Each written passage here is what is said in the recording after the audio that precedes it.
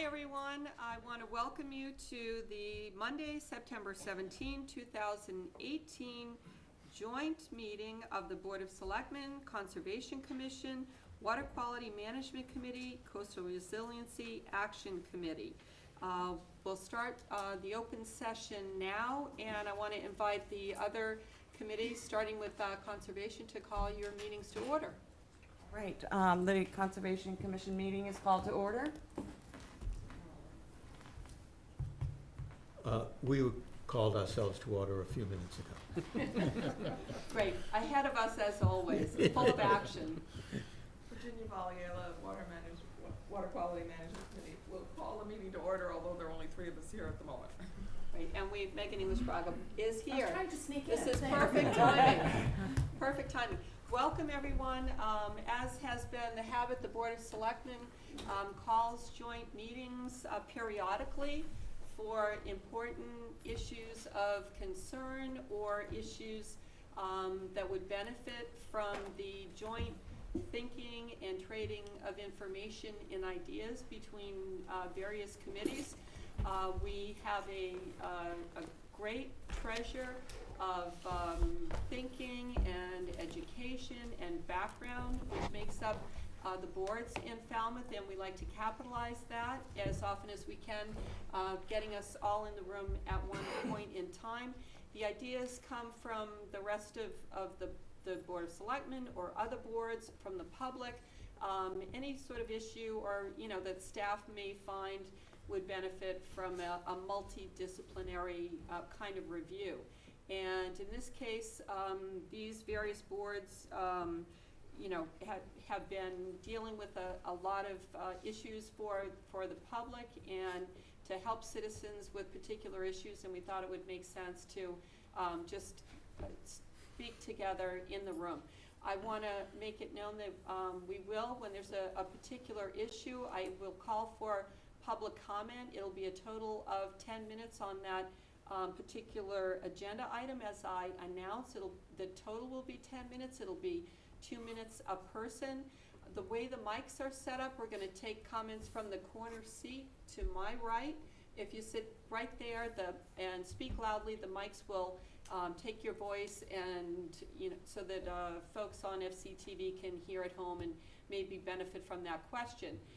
It's not a question and answer period per se, but we're here to hear issues and to bring those questions and concerns back into the thinking and move some of these issues forward.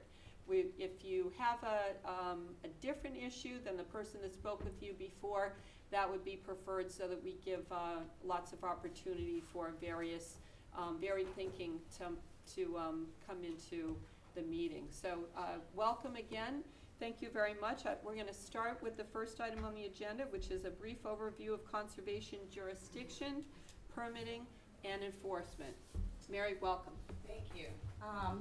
So it was suggested to me that it would be good to provide for the public just kind of a general understanding of our jurisdiction, our charge, and the permitting and activities that procedures that go along with that.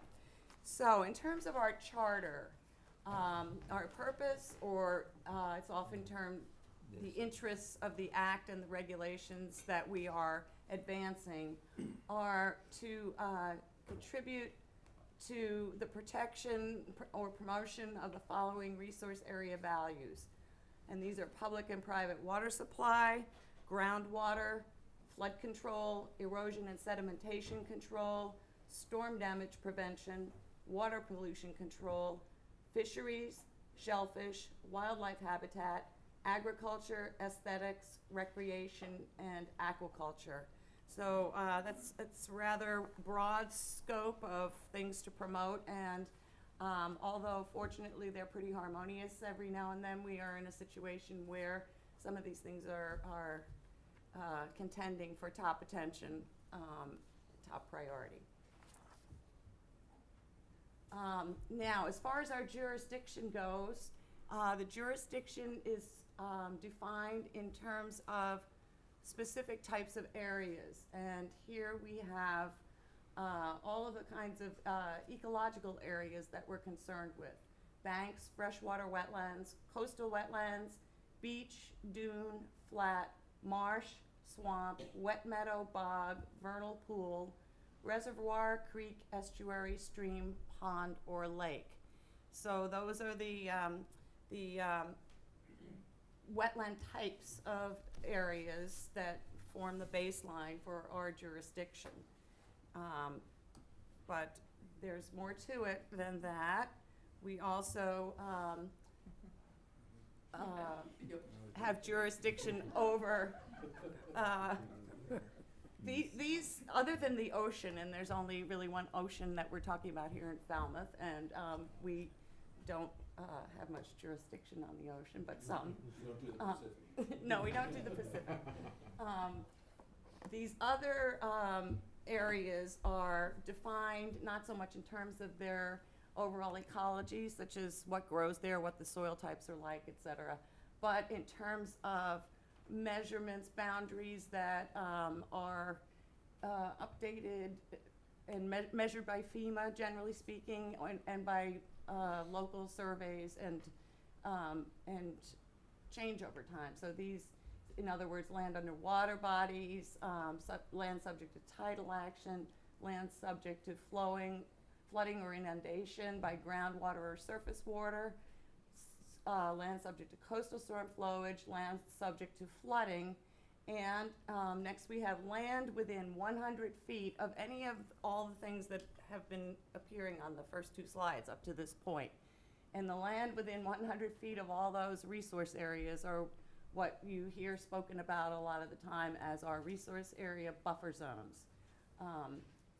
And they're divided into, typically, almost all of them, a no-touch zone, which is Zone A, and then the Zone B, which is not a no-touch zone. And then there are two specific, very carefully designated areas, lands and waters within the Black Beach Great Sipawissat Marsh District of Critical Planning Concern, which is an area designated under the Cape Cod Commission Act with very specific boundaries delineated, spelled out. And then a similar area surrounding Wacoit Bay area of critical environmental concern that is a state designated resource. So that's our jurisdiction. It covers a lot of Falmouth. Falmouth has 100 miles of coastline just to begin with. So when you consider all the resources around the coastline and then also all the inland freshwater resources, it's a lot of area. Is that all, Madam Chair? Did we miss anything? I don't think so. Amazing. No, Brendan, I think we have to go back to the first one. Yeah, that's it. That's the slide that we're on. Thank you, Brendan. I'll try not to bang this again. Okay, now the regulations that we work with also specify things in terms of what activities are not permitted. So in general, it's any activity that will fill, dredge, build upon, degrade, or otherwise alter an area subject to protection. In other words, an area on any of those first two slides. And then there are also special regulations associated with coastal docks and piers, projects to control coastal erosion, that's things like seawalls, jetties, et cetera, and stormwater management, where there are some governing state regulations. Well, there are for everything, but they're very specific in terms of the stormwater management. All right. Now we have a few applications and permit types that we deal with. First of all, there are some very simple things that are suitable for administrative review and approval.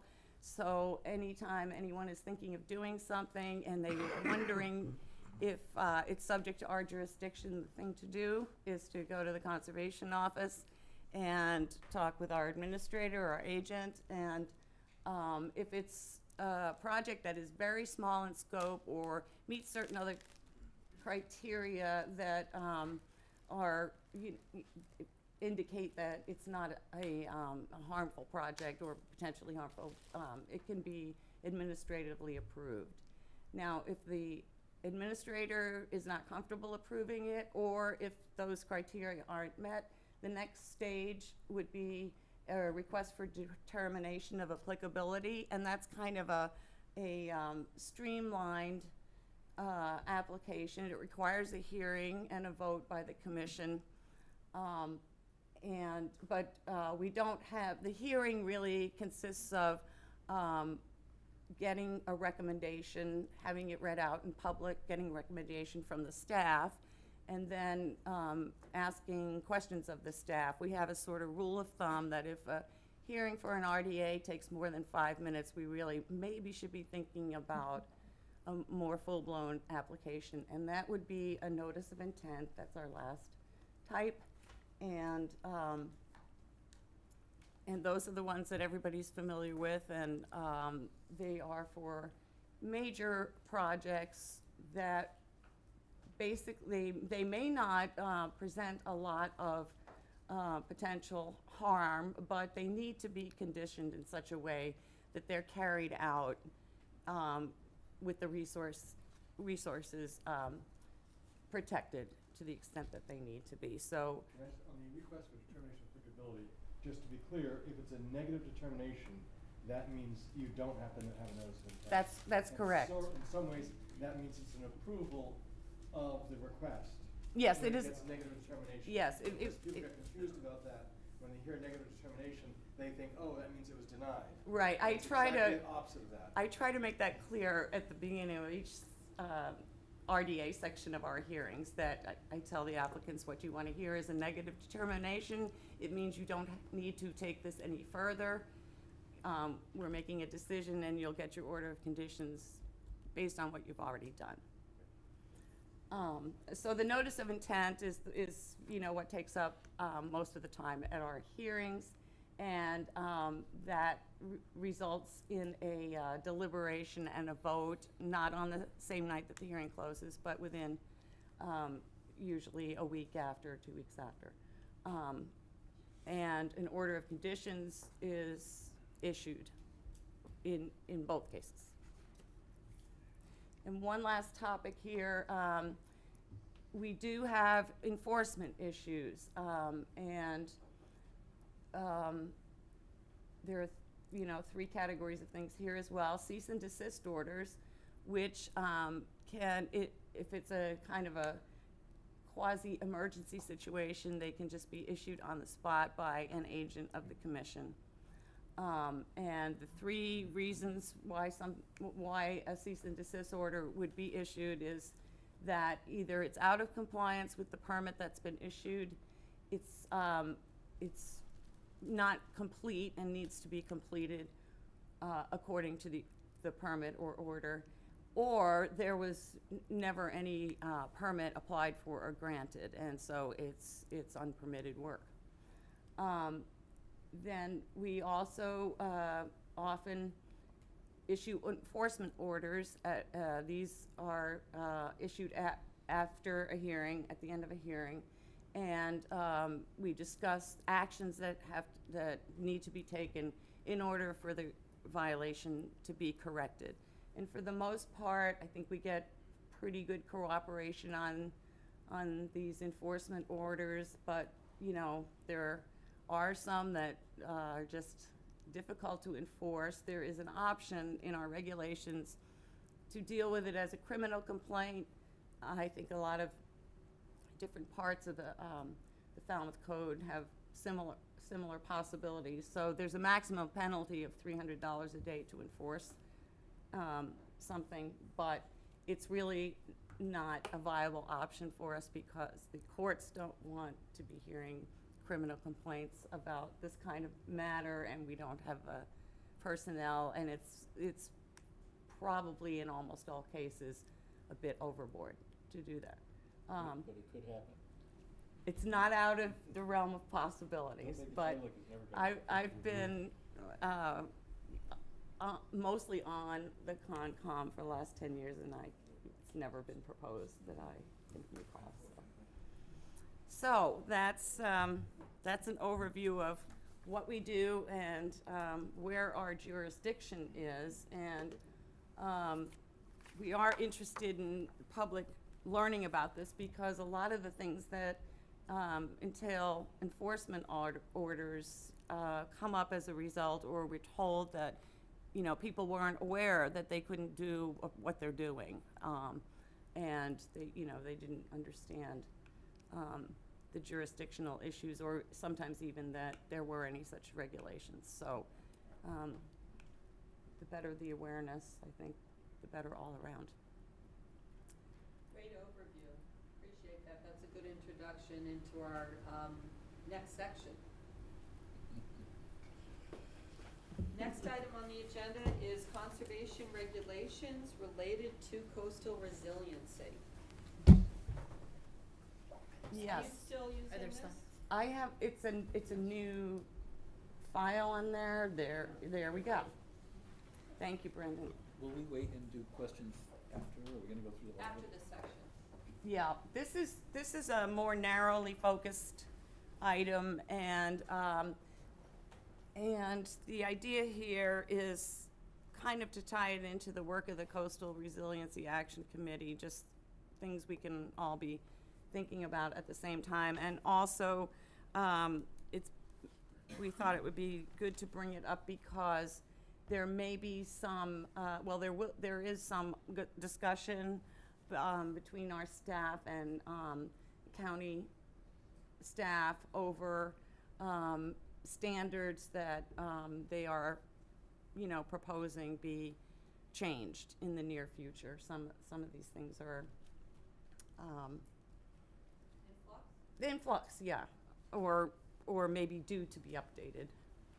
So there are three main topics I would cover very briefly.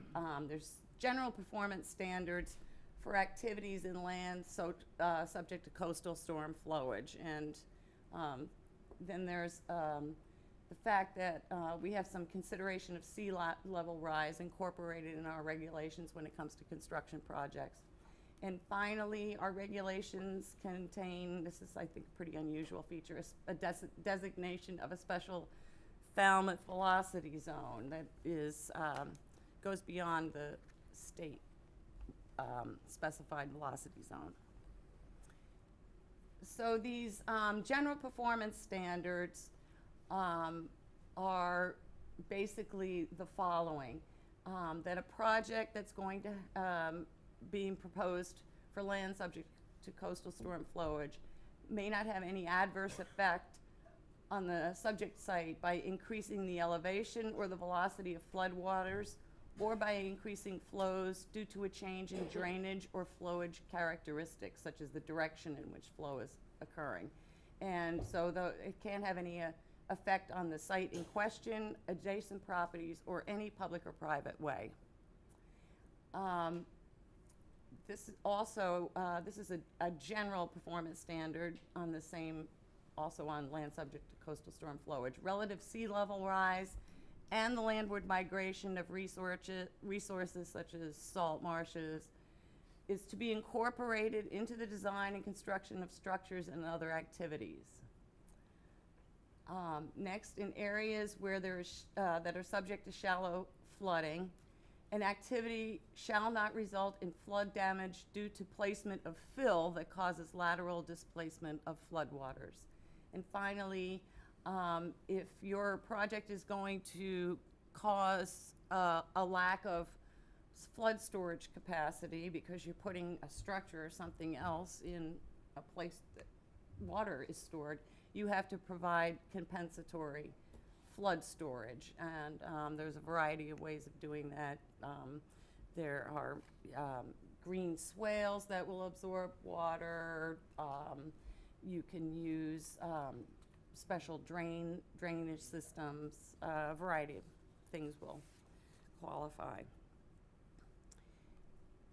Okay, specifically the consideration of sea level rise that is reflected in the requirements for construction projects is that buildings and other structures should be designed to incorporate a relative sea level rise of at least 1 foot per 100 years in AE zones, which are zones that are subject to inundation of the kind of still water flooding type, and at least 2 feet per 100 years in velocity zones, which are coastal high hazard areas with where waves are greater than 3 feet in height.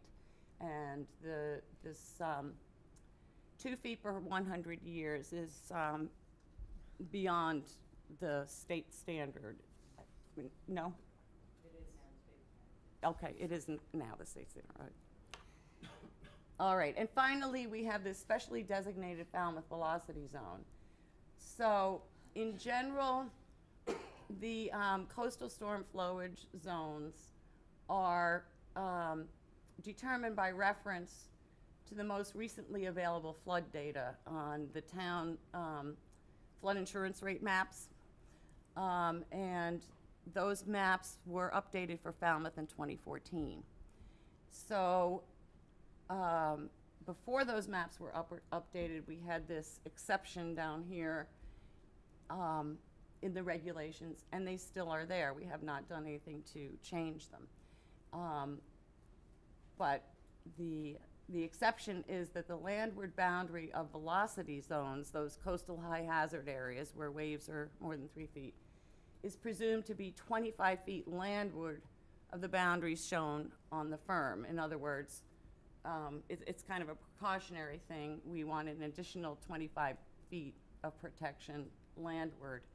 And the reason that is in there, Jen can probably speak to this in more detail than I can, but was the belief, and I think it's fair to say agreement, that that the methodology used by FEMA prior to the latest round of maps was not precise enough, not accurate enough to provide the level of protection that we would want to have.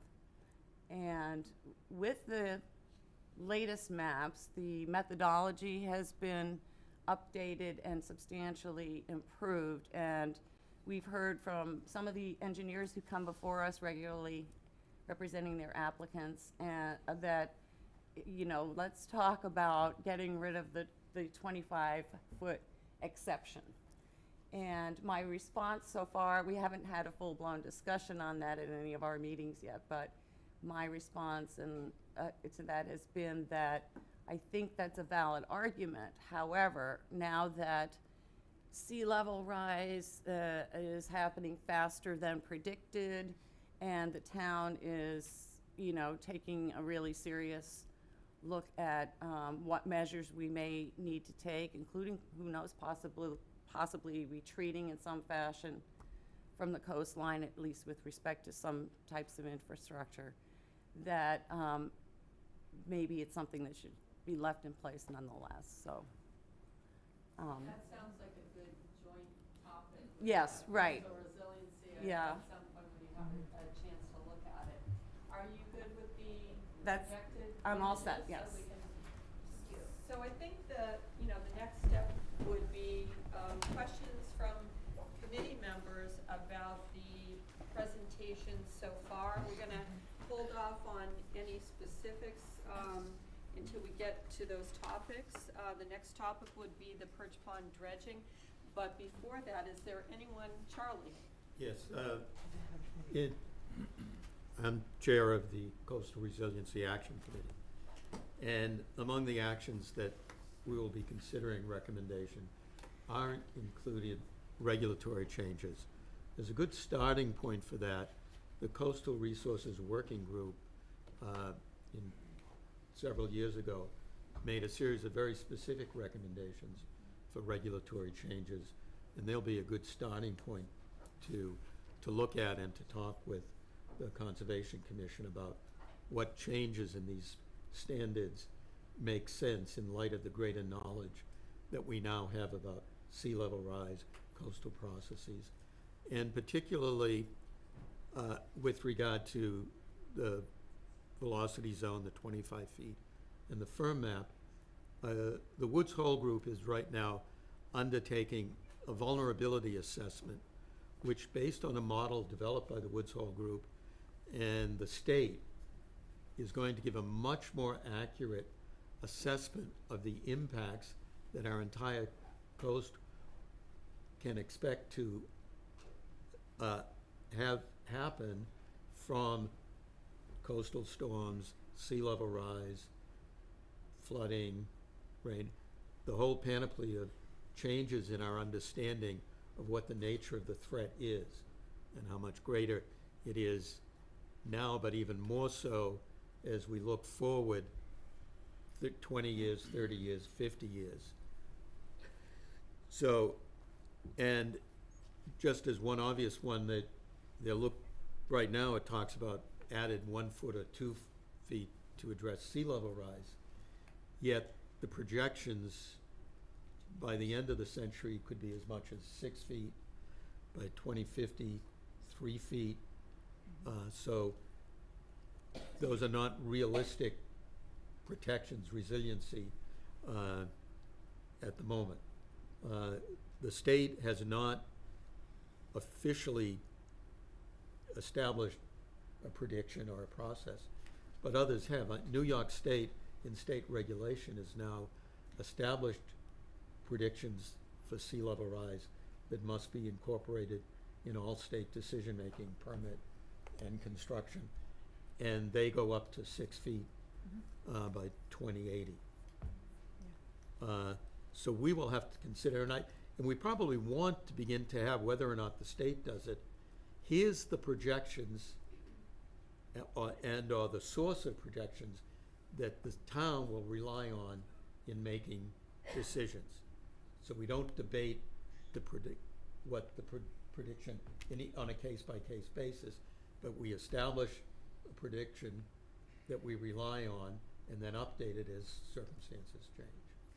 And it's happening all over the country. I was at the APCC 50th anniversary today, and one of the members told me that they're looking at Maui, for example, apparently has a good review system, so that, even though Pacific model certainly is not the Atlantic model, but still just the ideas going forward. Doug, I know you had a question?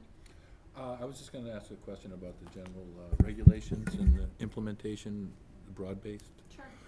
So, when I was looking in the Wetland Protection Act, the whole thing just seemed reactionary. It's all based on when a project comes up, you guys get called in to supervise and review it. Can you speak into the mic, please? Sure.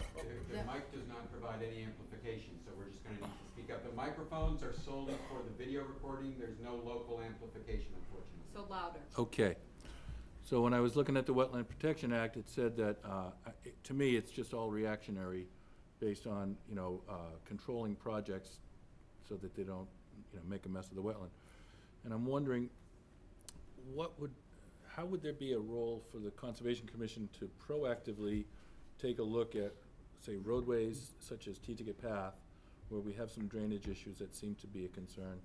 And I'm wondering, how would we develop that? And it seems like a crack, where things are slipping through there, because we know when people do roadway projects, they try to improve drainage, and I don't know how closely you supervise those, but I'm wondering how we could implement some proactive measures to make improvements, and how would we do that? I'm not We also certain. have a town engineer here as well, so Mary, it's up to you how you want to address that. Well, I was just gonna say briefly, I don't know that we have, our charter authorizes us to do things proactively. But I think certainly, a request by the selectmen or whatever to look at things maybe in conjunction with other committees or departments might be something that could happen. When it comes to the stormwater Right. regulations, those typically get a lot of review in big projects that we review, like the new steamship terminal in Woods Hole, some larger 40B projects, and they are all subject to the state stormwater regulations as well. So we kind of implement those, on behalf. So basically, Of the unless a project comes before you, you don't really have any authority to intercede or take notice. Say, you're driving around town, you happen to drive by I mean, like, I know you guys pay attention to your projects. If they happen to be out of compliance, somebody might take notice. But if you're driving down a road and you see a lot of runoff, you know, running into a pond or whatever, there's no real mechanism for you to implement a plan. I don't believe so. I mean, certain projects that are going on that haven't come before us, if somebody saw them happening, they could say, you need to, you know, submit an application to be doing what you're doing. But the existence of road runoff per se, I don't know. Jen, do you have any? I mean, I think the Conservation Commission's a regulatory board. I think going forward and looking at issues around town, you know, the staff could bring certain concerns to either the town engineering department or to the commission, but to have individual board members coming to the town and saying that they wanted to, you know, they noticed this was an issue or they felt that was an issue. I mean, they can, the members can always come to the staff and the staff can relay the concerns, but for the board to take a proactive, not so much a proactive, but kind of a charge to fix the drainage in a certain area of town, that would need coordination with the DPW first and foremost. And I think that's a good time to just look at it from another direction, because that does happen with staff. Julian, would you mind introducing, we do a lot of staff folks in the room, if you want to just let people know who's here. Certainly, from Public Works, we have Ray Jack, our Director of Public Works. We have Peter McConerty, our Deputy Director of Public Works. We have Jim McLaughlin, our Town Engineer, and they are all here in support of the items we're discussing this evening. So from the staff perspective, how might that be addressed? Greg Frazier's here as well. Yeah, Greg Frazier, our Harbor Master and Director of Marine and Environmental Services. Thank you. Bruce McGarty, yeah. Bruce McGardo is our Beach Superintendent as well. There's a lot of people here. So in terms of the subject that we're discussing, how does that get addressed by staff? Well, in terms of this concept and this discussion, if something comes to Jennifer McKay's attention as our conservation agent, she will, as a matter of routine, either contact Public Works directly or the town manager's office, and we will pursue that with an appropriate line of questioning and a follow-up as a matter of routine.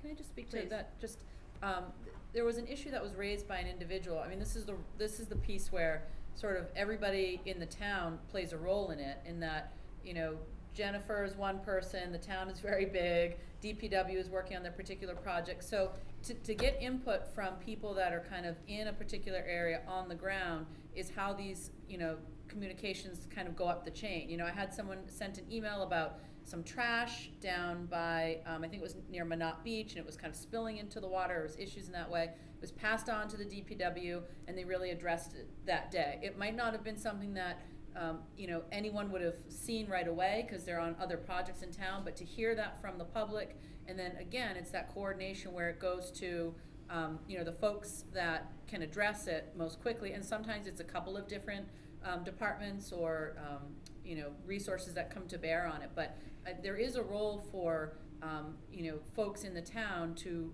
raise some of those issues, because in the middle of a storm, it might be that conservation isn't seeing necessarily something that's happening with particular stormwater runoff. And so to hear that from people that can see it and pass that on, it is helpful, because that's the way that coordination works. And then, you know, certainly if the selectmen send something to town manager, assistant town manager, you know, they're well suited to funnel that in the direction so that someone can try and address that in a timely manner. So there is a role to play beyond just the folks that are at this table, with people in the public who can bring some of those concerns to the attention of you know, the staff that we have is, you know, is limited. Our funds are limited, and it's helpful, particularly in a community like this, to have that input because it can quickly result in addressing the issue. And just to echo that, when that kind of notice comes to the attention of selectmen, we move it to the town manager, who then staffs the issue and gets it resolved and reacted to. And we ask oftentimes that the original person who brought the concern gets some follow-up so they know what the result of that was. Are there any more questions from committee members with respect to the presentation today? Charlie? 2 points. One, in being more proactive at an even higher level, is the role of the planning board in long-term planning. That we want to be in a position where, at least to a great extent, we're looking at future development that is inherently coastal resilient, not that you add protection to development. And the concept that the planning board has come up with, working with the Cape Cod Commission for Davis Straits, was a radical rethinking of that area, is inherently coastal resilient, the way that's designed. And it's, it's very long-term, but that's one other way of addressing resiliency, is to Developing re-envision how our shoreline will be developed so that the development and the resources that we want are more inherently resistant. It won't cover the whole coast. We'll have to do things that we will need to protect. But as much as possible over the long term, think of how we alter the pattern of development and resources so that they are more inherently resilient. One other minor point, but not so minor, we were talking about looking at the regulations, how we might strengthen them in a sense because the threat is greater. We may look at others that would seem to be weakening. When you talked about, altering flood waters by filling to do that. But the Center for Coastal Studies has done a study in Provincetown, and now they have money to go Cape Cod wide with it to look at the pathways of flooding. In other words, when the flood occurs, what route does it follow? And by identifying, maybe there's a narrow, low area that then opens up a large inland area to flooding. We could block the pathway there. Yes, that will flood more in front of it because it won't let the water back. But if we do that, as I think their study will begin to identify, on a comprehensive basis, looking at, yes, and it's okay for the water to go here rather than there because of the resources or the nature of the development, we may not want that work to have to face a regulation that says you can't do that. So there's a lot of changed thinking as we move to adapt in the way we regulate. Melissa? Two low-hanging fruit where we can write resiliency into. Okay, two low-hanging fruit where we can write resiliency into our planning is actually, the first one is your strategic plan. The next time you meet for your strategic planning think tank, throw in a chapter on coastal resiliency and make it part of the town plan. And then have the planning board also write it into the town comprehensive plan, into the local, but get deeper into it and add add paragraphs. I know, and you created us. So, I mean, we are part of the movement to make us more resilient, and we can also help with drafting certain regulations or advisory components that you may want. But your strategic plan is really a place to shine. Thank you. Charlie? And speaking of the strategic plan, and I mentioned the comprehensive plan, and then there's the capital plan. Those are three important planning activities, and they may not yet be coordinated enough, or enough assurances that once they are coordinated and accepted, that they're followed. So we may need some processes to strengthen the coordination and implementation of our three major planning efforts. Some good suggested actions. Ron? Thanks, Ron Zweig. I'm on the Water Quality Management Committee. And Charlie, I appreciate your remarks, especially about sea level rise. And I think that the reason we are faced with sea level rise these days is due to largely climate change and warming and melting of the Greenland ice cap. and other things in terms of sea level rise. And on top of that, we have these coastal storms that are coming up. And Michael Mann I think he's at Penn State, came up basically through the climate change science viewpoints, is that coastal storms are not really expected to increase in terms of frequency, but they're expected to increase in terms of intensity, which is what we're seeing. And so when we start thinking about these things, we can now come back to the very local level. And we can look at the Falmouth Climate Protection Action Plan. And the Falmouth Climate Protection Action Plan that was approved on September 12th in 2005 has a goal of the town's energy or net energy use to be reduced by 10% by 2020, as well as the community by 10% by 2020. We already have that plan. That's not a new strategic plan. That's not a new plan. That's a plan. That's something the town committed to. And the way to offset those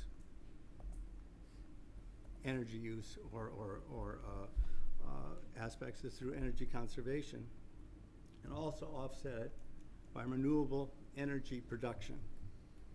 And we have facilities in Falmouth that are doing that, and some are not. And we need to re-examine all of that and make sure that we push ahead as fast as possible with conserving, reducing energy use, and increasing and bringing our facilities into operation in terms of renewable energy production. And so I think that all of these things come together. You know, about 100 miles of coastline and coastal resiliency and storms and sea level rise. We need to do everything we can in Falmouth to get on the right path, get back on the right path toward achieving our plan for climate, the climate protection action plan. Thank you. Good reminder. Sam? Yeah, I just want to come back to a comment that Charlie was making about our capital plan, because I brought this up in our most recent review of the capital plan that was presented, and I felt like some of the monies that were sort of allocated in out years were kind of puny and nominal at best, but we don't have anything that we can target where we can actually come up with some estimates as to the cost. And I think until we get that point, it's going to be very difficult for us to argue that you should rob Peter to pay Paul within the amount of revenues that we have, or to convince our citizenry that it's time to actually raise the revenues in order to be able to build those kind of projects to make us more resilient to coastal storms. So we're kind of waiting, and I'm not being critical, because I know we have this vulnerability analysis that's going on where we'll probably start targeting and prioritizing where we should be actually investing to help give us a more resilient coast against stormwater damage. And Melissa, final word before we move on. Oh, I was going to piggyback on Ron Zweig's comments about energy use in town and energy production. Just a tidbit that the ICLEI, I-C-L-E-I, which Falmouth used to belong to, it's an international consortium of sustainable communities, and also the IASD, the International Institute for Sustainable Development, announced a couple weeks ago that over 30 communities in the world, large cities, announced that they were going to have mandate zero net energy construction for all new construction come 2030, and that they were moving towards it. And New York City is one of the cities that signed that agreement. So even if New York City can have zero net energy construction within 15 years, 12 years, it's something that Falmouth might aspire to, because we are very climate vulnerable here. And you know, every little bit that we do can help. Appreciate that. Okay, second final comment. I just want to mention, you know, in terms of the town's infrastructure projects that are being implemented, they're huge energy drains. Right? I mean, maybe the senior center won't be so much, but the filtration plant, the new water filtration plant, is a big energy consumer, and all the sewer expansion is a huge energy consumer, especially since we're pumping it to the highest point in town. So these things need to be considered in terms of prioritizing and moving forward toward, again, meeting the town's climate protection action plan. Thanks. Thank you. We're gonna move to the next item on the agenda, which is a discussion on the Perch Pond dredging. The way we're gonna move forward is I'll have, Mr. Suso introduce, the information that we have, and folks at the committee folks will, be having a discussion on this subject. And then at the end, we'll have, a total of 10 minutes of public comment, from the mic on the end, near Grant. Mr. Suso, do you wanna just tee this up? Madam Chair? Please. Point of order. Sure. I have to recuse myself from this discussion topic. Thank you for that. Okay. Thank you, Madam Chair. Regarding Perch Pond dredging, we do have I think with the help of our colleagues at Public Works, we may have a general slide to put up, that would show, the area in question. Peter? Just hit advance, it's right there.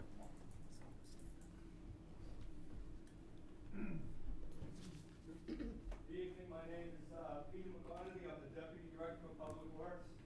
If you don't mind, I was asked to speak in the back of the room so I can be picked up on the microphones. I'll try to speak loudly enough so everyone can hear me.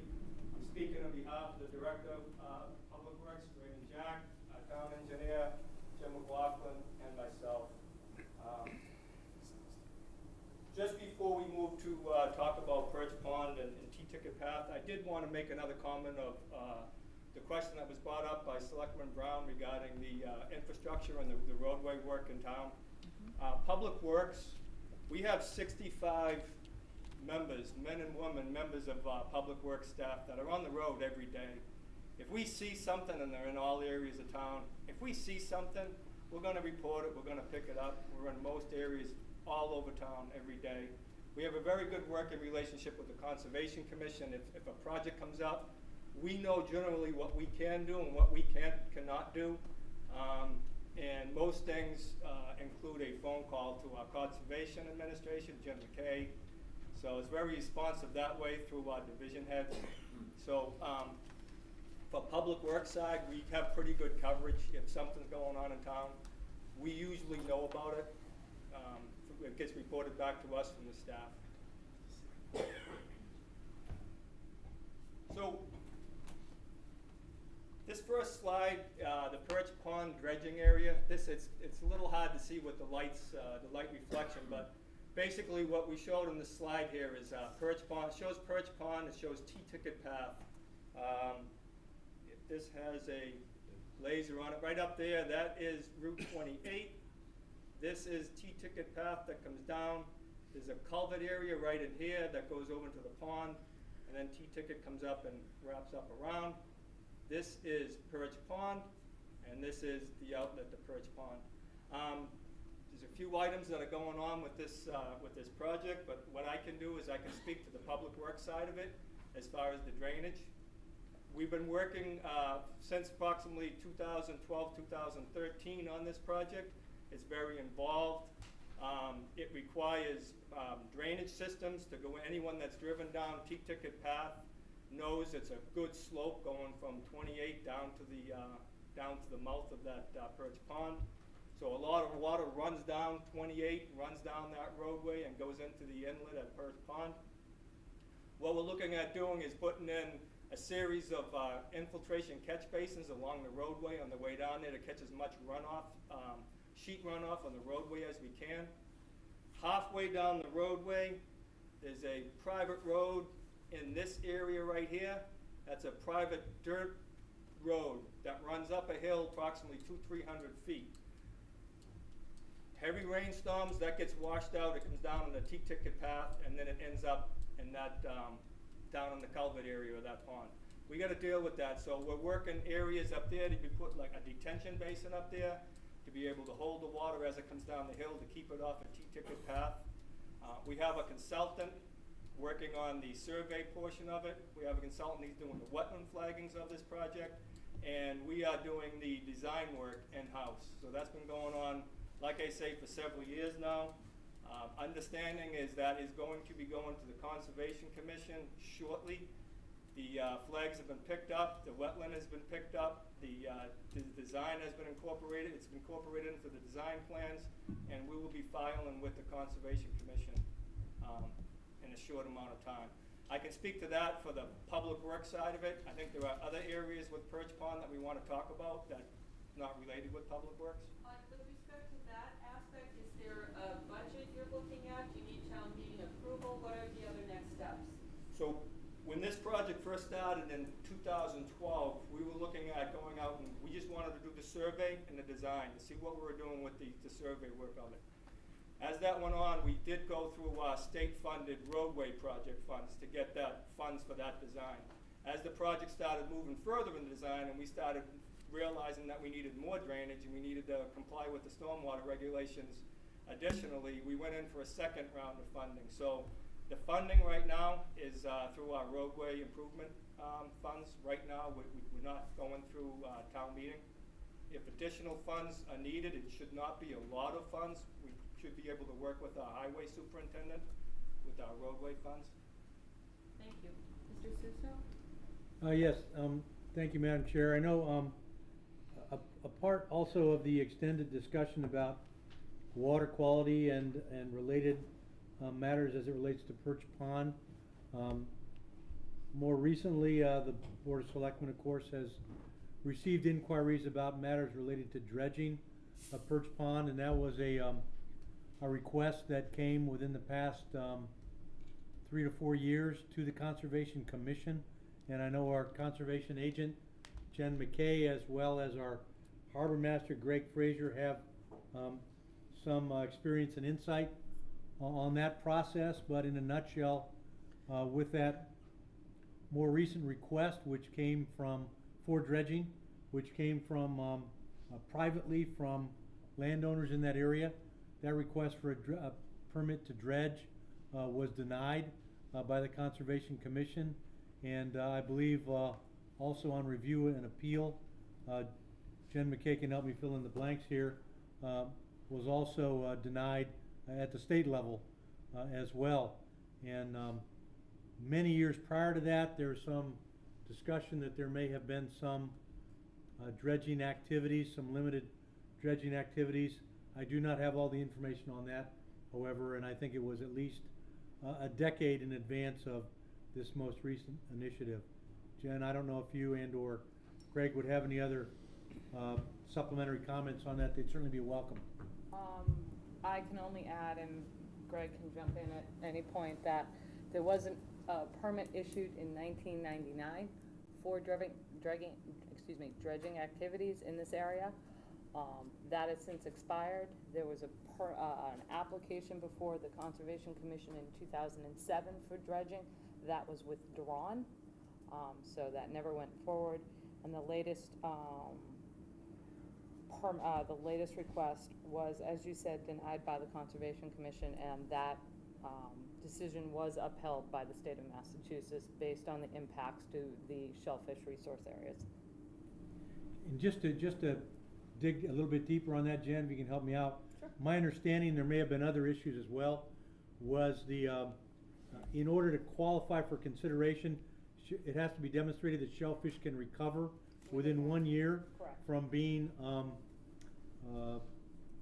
caught in the midst of this dredging activity, and apparently that could not be demonstrated in this circumstance. Is that That's correct. what we're understanding? Yep. Okay, That was one of the points raised by the state. got it. And in terms of next steps, where we're at now, I don't know who's the best person to speak to that. Well, I think Selectman Brown might have a question in the meantime. Sure. So Madam Chair. when I was reading the decision, it seemed like because the request for dredging was to improve water quality, there was a lack of science to prove the case. Am I understanding that correctly? The most recent. The most recent one was for, we were told, navigation. Oh, was it for navigation? Oh, I misunderstood. I mean, I think it's navigation and water quality, but, it's also for navigation, and it was the impact of shell fisheries that was problematic. Would it? It was actually, I think it was initially submitted for navigational reasons. And then the submission wasn't adequate in certain ways, didn't have all the required information, needed a shellfish survey, for one thing.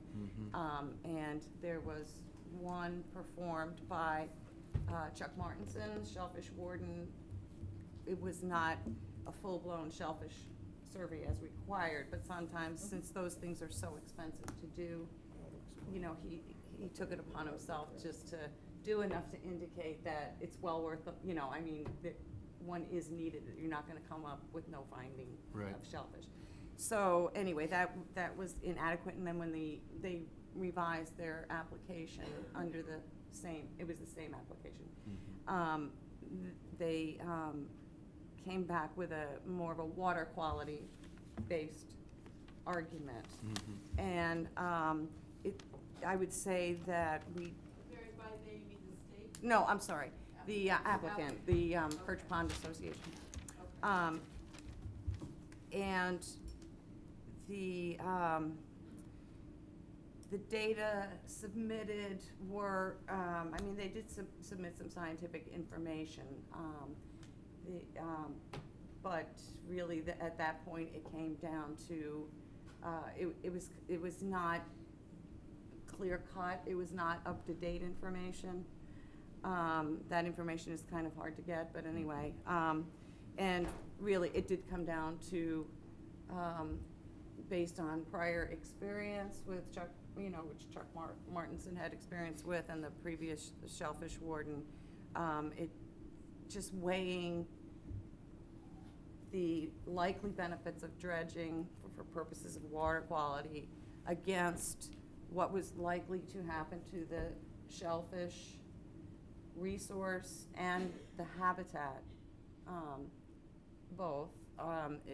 The concerns about the shellfish just seem to far outweigh what benefit we would get from dredging, what water quality benefit.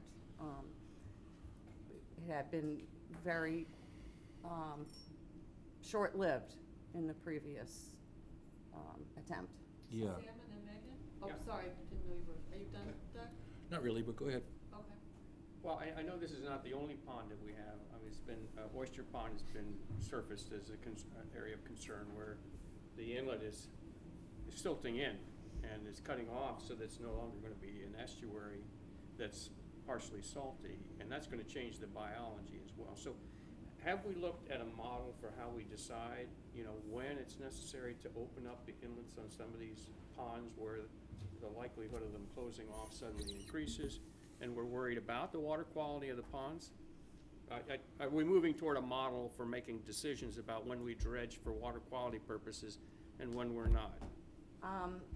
I would say from the standpoint of the Conservation Commission, we really need input from the Water Quality Management Committee, and I don't know whether it's reasonable to think about a model for all these different water bodies. I think they probably each have their own model. Or they need their own. No, I mean a decision model. A decision model, well, I think we would need input from another body besides ours, probably. Do you wanna make some input? Virginia Valiela. I would agree that it would be pretty hard to develop a model, even a decision model, because the circumstances for each of these ponds is so different that you end up really with a site-specific problem and a site-specific series of options for solutions.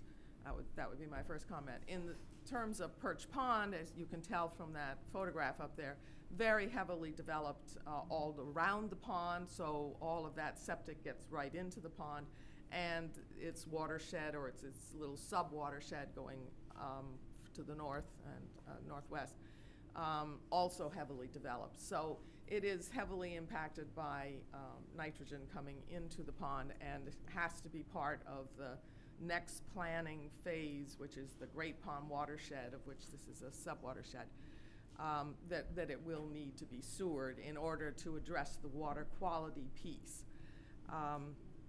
The committee doesn't have a position on whether there should be dredging for navigation purposes or for additional flushing. Clearly, you do want to have some flushing of this pond. And as I remember, the presentation Chuck Martinson gave to the committee, there has been a gradual narrowing of this area, and I don't have the specifics, but I think that's an important factor that you need, Conservation Commission, we all need to consider.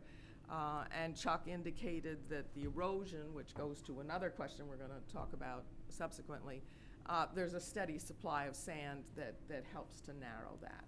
So I think it needs a comprehensive look. And I do think that perhaps should be coordinated. You're going to need Division of Marine Fish, Environmental Sciences and the Concom. It's not just a matter of dredge or not dredge. Megan? Yeah, I don't want to repeat, I want to be cognizant of time, but I think, this idea of having, looking at each kind of specific watershed and really having a comprehensive plan for that watershed, because it's going to be a multi-pronged approach, but we have obviously individuals who are living there.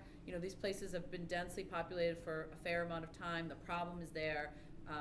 We're not going to necessarily at this point in time, there's not a way to kind of undo that development. There are ways to address the problems of it, but I'm guessing that a lot of folks, are here tonight for, last time we had joint meetings, I think we had one person, so, I think these. Early in the morning. It was early in the morning, but we had food, but Right. I think that these are, the reason why we have a lot of folks here is because these are issues that are really, it's people's backyards, it's the place that they have their, probably their most important investment. And there is some concern about how do we address, and certainly I think, the idea of just focusing on one particular mechanism isn't going to, we could dredge all day long. We have to do some other things. And so to really have, and I don't know how we kind of go about, I know we've started that process, but I think it's something to look at more fully, how we have kind of joint collaboration on creating, for each watershed, really looking at, that comprehensive plan and making sure the public is aware of it and having that discussion, because it costs money, various amounts of money, and it's some of the interventions are ongoing, and we have to do them, certainly more than once and over time. So, I think this discussion is part of it. That it really incorporates all of that. The issues of coastal resiliency, the issue of water quality, our shellfish, population, which is really important in many ways, both economically and otherwise, and certainly just maintaining, the beauty of these properties that we all love as a resource, but are also people's individual properties that they hold very dear. So I really like the idea of coming up and, just emphasizing the fact that it is a comprehensive approach to probably each one of these particular estuaries. And it's going to have to be a discussion so that it's not just when conservation gets a particular very narrow project in front of them, because that's just not, first of all, it's not going to solve the problem, number one, and number two, it's just, I think it's a difficult process for the public to engage in, and then when it's not successful, they're left sort of wondering what is the solution. And I think, as town government, we really do need to kind of help offer that solution in terms of putting heads together around how do we address these particular estuaries. As we've done this. I mean, it's not reinventing the wheel. We know how to do it, but I think we just have to keep that ball rolling. And it's not a fast process, because Right. once you take one action, there is a reaction, and things have to be balanced according to the priorities. Doug? So, I grew up on that pond, and I used to row my boat in there as a kid, and I remember when I was young, that dredging used to happen sort of frequently, and they just brought an excavation machine down to the peninsula and just dug away and threw the stuff up on the beach, and the clams seemed to always survive. So now we've got, I think, sometimes we overthink things, and I hope we can come up with some kind of a solution, because I also do pond watching over there, and the water quality is not good. It's getting worse. There's no fish left, as far as I can tell. There's some dead crabs laying around. And, to focus on one species and say that because there's clams we can't do anything, I just don't think that's really a good answer. I think we need to look at the picture, and I don't think the neighbors should have to petition us to ask for help. I think we should be looking at it, and this is another part of why I'm asking if you are, have any proactive planning, because somehow we need to think of, the whole big picture so that we have a healthy pond.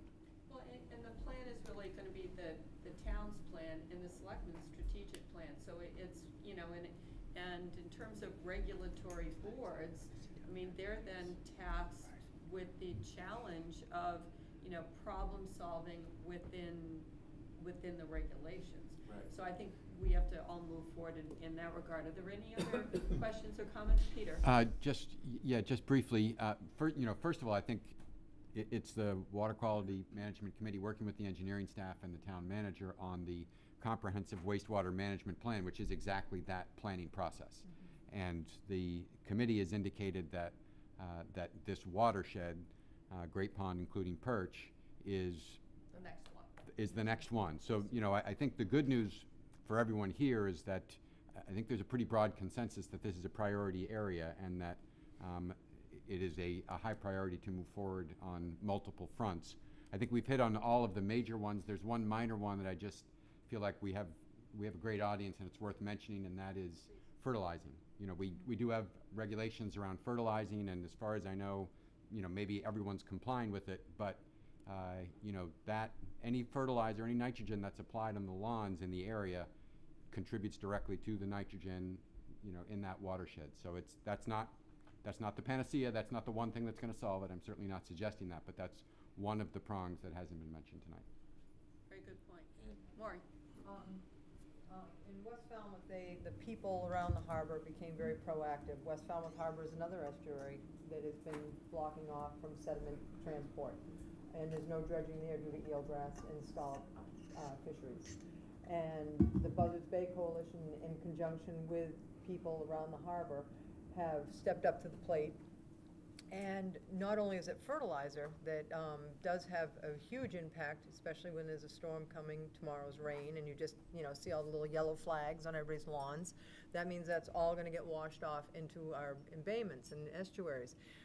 But people also, you have to, meaning the people have to take it upon themselves to also be proactive. Government doesn't fix everything.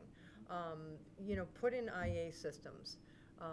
There's technology out there, even if it's just a slight reduction. It might not be the 90% the Buzzards Bay Coalition's looking for. It could be 50% with a fast system.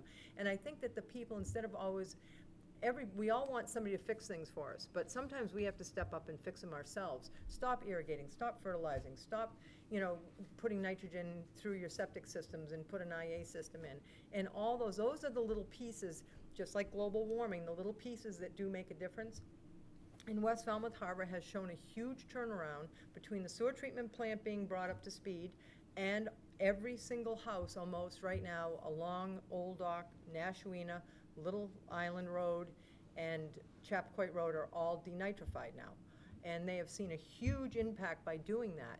And 5 people in the village put up $500,000 to keep the program going because they felt so strongly to keep that ball rolling so that they clean up the harbors. And I think we all have to do it. It's not just the government or your little neighborhood. We all have to do it for everybody. And maybe this program could expand to help people do that.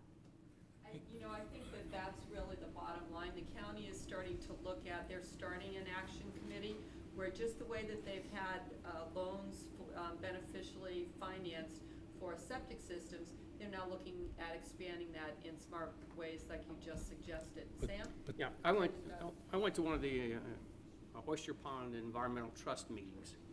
I can tell you they're very much interested in doing something, but they don't want to invest in expensive, innovative, alternative denitrifying systems when the town's going to come along and sewer. Right. And so it's up to the town to basically put together the plan that says, all right, you're not going to be sewered for 35, 40, 50 years. So you can justify that your investment is going to pay off over that period of time. But that came up in that meeting very strongly, and I sympathize because I think, they don't want to invest a lot of money. We're talking about $35,000 to $40,000 in an IA system when the town's going to come by and say, now you've got to hook up because that's the law. And Right. it's the Water Quality Committee, it could speak for itself on this. Well, I want to reinforce what Sam just said, because it's common sense and it's fairness. And what needs to be said to the folks who are in the Perch Pond area and who are in the Great Pond watershed is when we say it's the next watershed, we also need to give a time frame. And so the time frame is that the next bonding window, so that we can do a major project in the town, but without raising the tax rate. We are replacing an old bond with a new bond. That bonding window is 2025. And the decisions that are made by town meeting and are made by the citizens at the ballot for these bond issues, those are made in 2022, 2023 timeframe. So certainly we would not recommend to anybody in the Perch Pond area, or certainly south of 28 in the Great Pond area, that you put in an IA, because it just does not make financial sense, and that's the area that needs to be sewered. The selectmen are aware, but the public in general may not be aware, that December 2019, which is just a little more than a year from now, they will be filing a report with the state of what is the large conceptual plan for the Great Pond watershed. So very soon you'll be having meetings about that. The Water Quality Committee is developing sections of that report that will be presented to you. So in this next year, there's going to be a lot of conversation about what are the options, what steps can be taken for the Perch Pond subwatershed and also for the Great Pond watershed. Thank you. I want to ask if there's anyone from the public who would like to speak for 2 minutes on this subject. If there is anyone, please, the microphone right on the corner there, and just speak kind of loud. Some of the members of the committee will know that I do speak loud. Please introduce yourself for the audience, sir. So my name is Matt Sleeper. I live at 95 Teeticket Path. I am, or was, the president of the now defunct Perch Pond Preservation Incorporated. I led the charge to establish the group and took the group through the most recent dredging process that was denied. And two comments generally, really. And I learned a lot. I recently did a presentation to the Water Quality Commission. I thank them for the opportunity to do that. I was somewhat enlightened by the fact, or not enlightened, kind of educated by the fact that I thought Perch Pond runoff or watershed was kind of the immediate area, and I made a presentation of where it came from. And as I looked into their maps and I was educated in the meeting, it actually extends all the way out to Joint Base Cape Cod. Well, Great Pond does. Great Pond. Not Perch Pond. So in some, yeah, okay, great. So again, the water flow and the exchange, I appreciate the continued education. The unique thing about Perch Pond, and as someone asked and said they didn't understand how the opening had changed, I have that in my presentation. It actually went from, in 1994, 133 feet wide to 60 feet wide in 2005. So it's narrowed that much over time. And I have the documentation to back that up if anybody needs it. The other thing that's unique about Perch Pond, despite all of the runoff that we have in it, is it's a kettle pond. There are parts of that pond that are 17 feet deep. Now and today, at the lowest moon tides, and again, they vary slightly, there's inches of water passing through the entrance from Great Pond into Perch Pond. Today, there was masses of kelp and other things running into the pond at high tide, and at low tide, that kelp gets caught up in that pond, ends up staying in the pond and deteriorates in the bottom of the pond, which in my opinion is one of the reasons that led to the 2 algae blooms that took place this year. The eutrophication, the hypoxia has increased dramatically over the course of the year. I presented to the town with pictures to the selectmen, facts to that point, showing pictures of the dead fish and the crabs and that type of thing, and actually appealed for your help in this particular case. So that's one thing. The sediment continues to get trapped in there. And unless we figure out a way to work on that opening, we're gonna continue to have bigger and bigger issues, and the algae blooms, in my opinion, will continue to persist. And then the second piece of... That's your 2 minutes, sir. Thank you. But please email us any further concerns. We've been getting regular information from you, which is one of the reasons we decided to make this a topic of this meeting. Mark?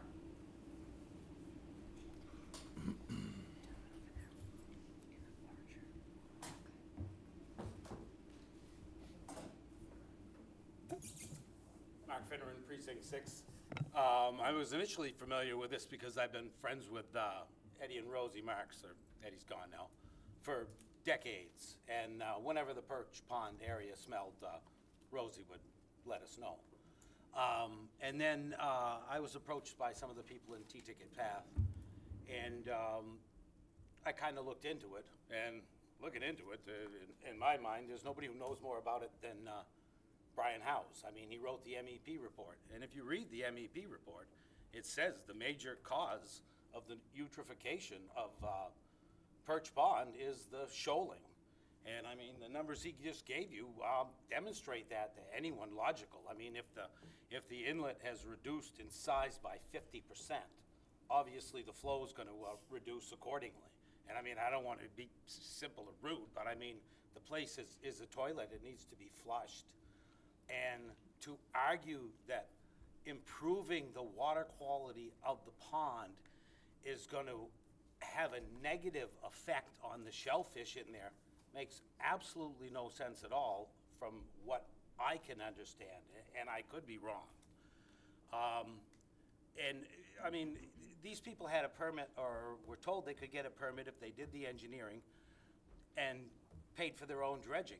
They were going to put the spoils from that on the banks in Great Bay that all collapsed in the last 4 or 5 years. Didn't cost us money. I mean, the town dropped the ball. We could have got those, or made sure that those problems never happened, and it wouldn't have cost us a dime. And also, the sewering is supposed to be part of adaptive management, where you're supposed to take little parts, try little things, see what it does to the numbers, and hopefully, you know, with a number of projects, you can greatly reduce the amount of sewering. And I think these people are being held captive by the town's zeal to sewer. And I've said it before, it's more about a revenue stream than cleaning up a stream. And I don't think that's the proper approach. Thank you. Thank you. Another hand, sir?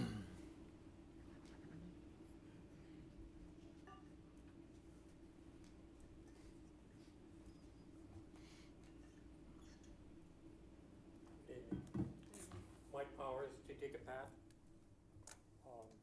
One, the big question is, in terms of nitrates, it's a watershed problem. It's not the guy who lives on the pond, it's the guy who's in the watershed. It's coming on 3 decades since we first identified that stormwater problem was impacting the pond. 3 decades and nothing's been done. There are about 200 bedrooms that are in the little pond watershed for that pond that were not incorporated into the sewering project. Ask me why, I don't know. Increasing flushing for Bourne's Pond, we found a solution. Maybe for different reasons, but it's a little ironic that what works there doesn't work for us.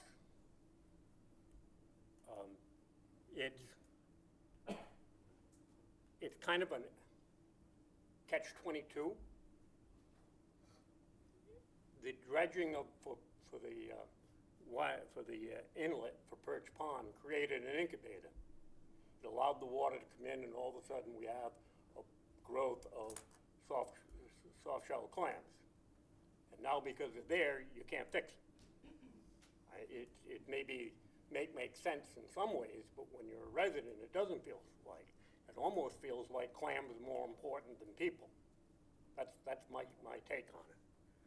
And the last one is, the town approved the construction of some 18 docks for a good reason, for the benefit of the people for use.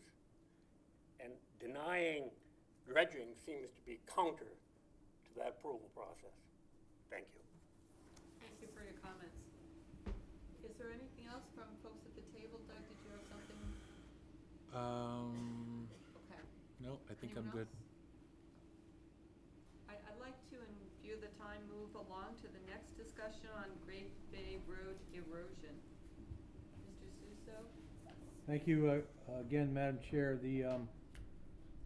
With the able assistance of our Deputy Public Works Director, Peter McConerty, we have another slide on the Great Bay area, and we'll be prepared to make some comments about it as well. Welcome, Peter. Thank you. The second slide is for Great Bay Street. Great Bay Street is a piece of it's basically a quick history. I'm not going to get into the depth of it, but a quick history of it. Back in the mid-1950s, this piece of property was donated to the town by the Lefebvre family, Henry Lefebvre, and it's been in the town since the 1950s when it was adopted and taken. In 2013, we've had multiple occasions go down to Great Bay Street. If you go down to all the end of the roadways, there's multiple occasions to see there's erosions at the end of some of the roads and there's erosion along the beach. In 2013, Public Works came in front of the Board of Selectmen, got approval from the police chief, approval from the fire chief to close 4 sections of roadways. Closed Oak Street to Harrington Street, that was approximately 350 feet. Cypress Street to Philadelphia Street, 450 feet. Iroquois Street to Reynolds Street, 460 feet. And Hiawatha Street to Providence Street, 230 feet. In 2014, Public Works once again came in front of the Board of Selectmen requesting another road closure, and this was from Becassett Street to Boston Street, equaling about 200 feet. Totaling, it's approximately 1,500 feet if you add up all those sections of road closure. There is in the works at this time another plan to close down several more streets with Great Bay Street. What we've tried to do in the past is we've tried to, if you go down a side street, to be able to go either north or south, to not block the road off itself, but to be able to, and when you get to the end of the road, to take a right or a left to travel around to the next roadway so people were not backing out. Emergency apparatus was not backing out. There are several homes that are on Great Bay Street, so those sections of roadway cannot be closed.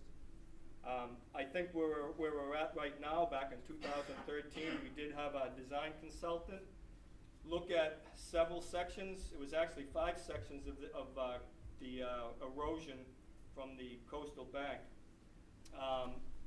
Basically, soft solutions, coir rolls, sediment, sedimentation, or nourishment, and then in some areas we did have some small armament that was also covered over by nourishment. In that area back in 2012, 2013, the cost was projected to be somewhere in the range of $800 to $1,000 per foot. This was back in 2012, 2013. So the prices have gone up a little bit more from them, depending on what kind of solution wants to be chosen for this section of roadway. I do know that working with the Conservation Commission, I've been out there many times with the Conservation Administrator, looking at the roadway, looking at these sections of roadway.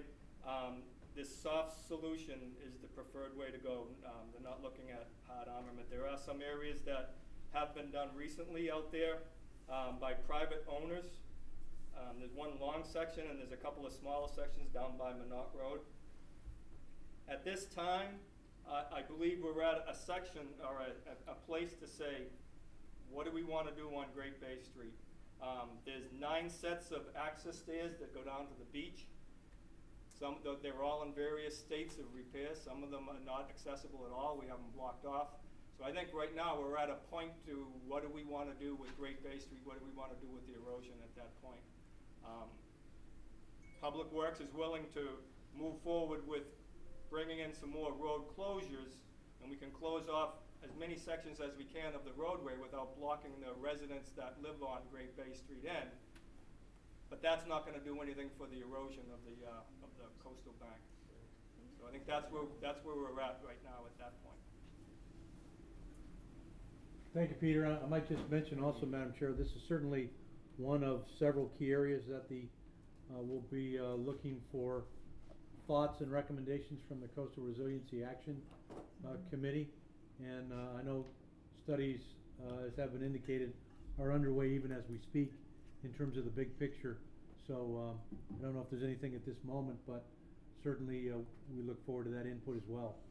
And, I don't know, Peter or Ray or Julian, do you know whether there have been any specific concerns from the fire department or police department in terms of access or road conditions? Well, I think in general, and I welcome Peter or Ray's comments as well. In general, the concern is dead-ending thoroughfares that are going to cause the fire engine or a rescue squad to have to back up. We don't want to have to do that if there's any way to possibly avoid it, because of the significant public safety implications, the significant delays, the dangers that are caused in those situations, and increasingly those are the circumstances that are created, which is why even fewer road closings have occurred even in the face of this situation. So I know that Mr. McConaty said we're at the point now where we need some decisions and some guidance. What's the time frame for that in terms of getting some input from the Coastal Action Committee or other folks who have some kind of helpful analysis?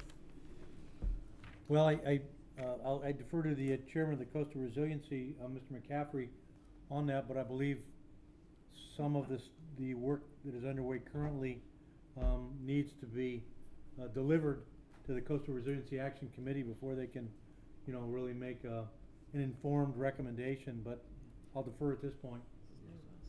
Yeah, we expect so much information from this Woods Hole group study for the entire shoreline, and that would be very important in making any solid recommendations for this stretch of coastline. And I think it has to be looked at, though the problem may be in certain places.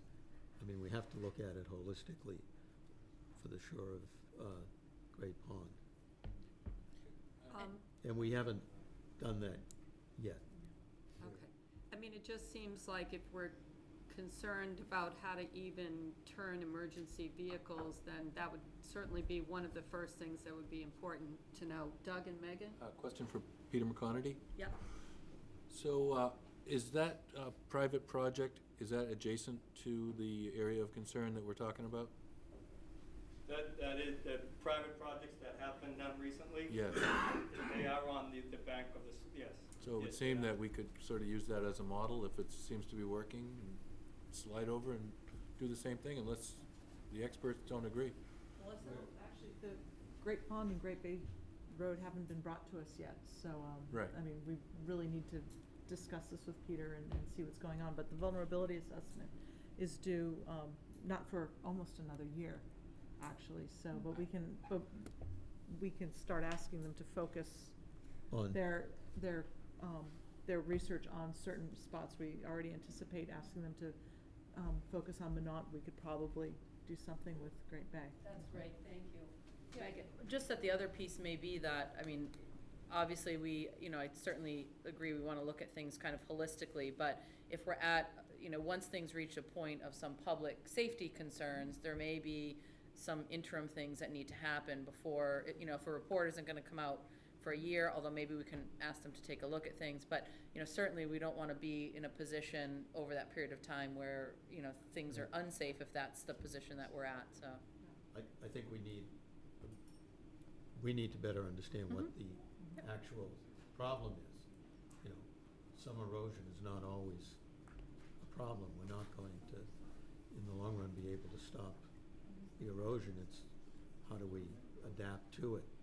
And I think Melissa made the key point that if that's the study upon which, some good information is coming out, that not just your committee's, your input's so important, but there are a lot of folks that would need that data just to inform themselves. So I think that was a great point to move that ahead.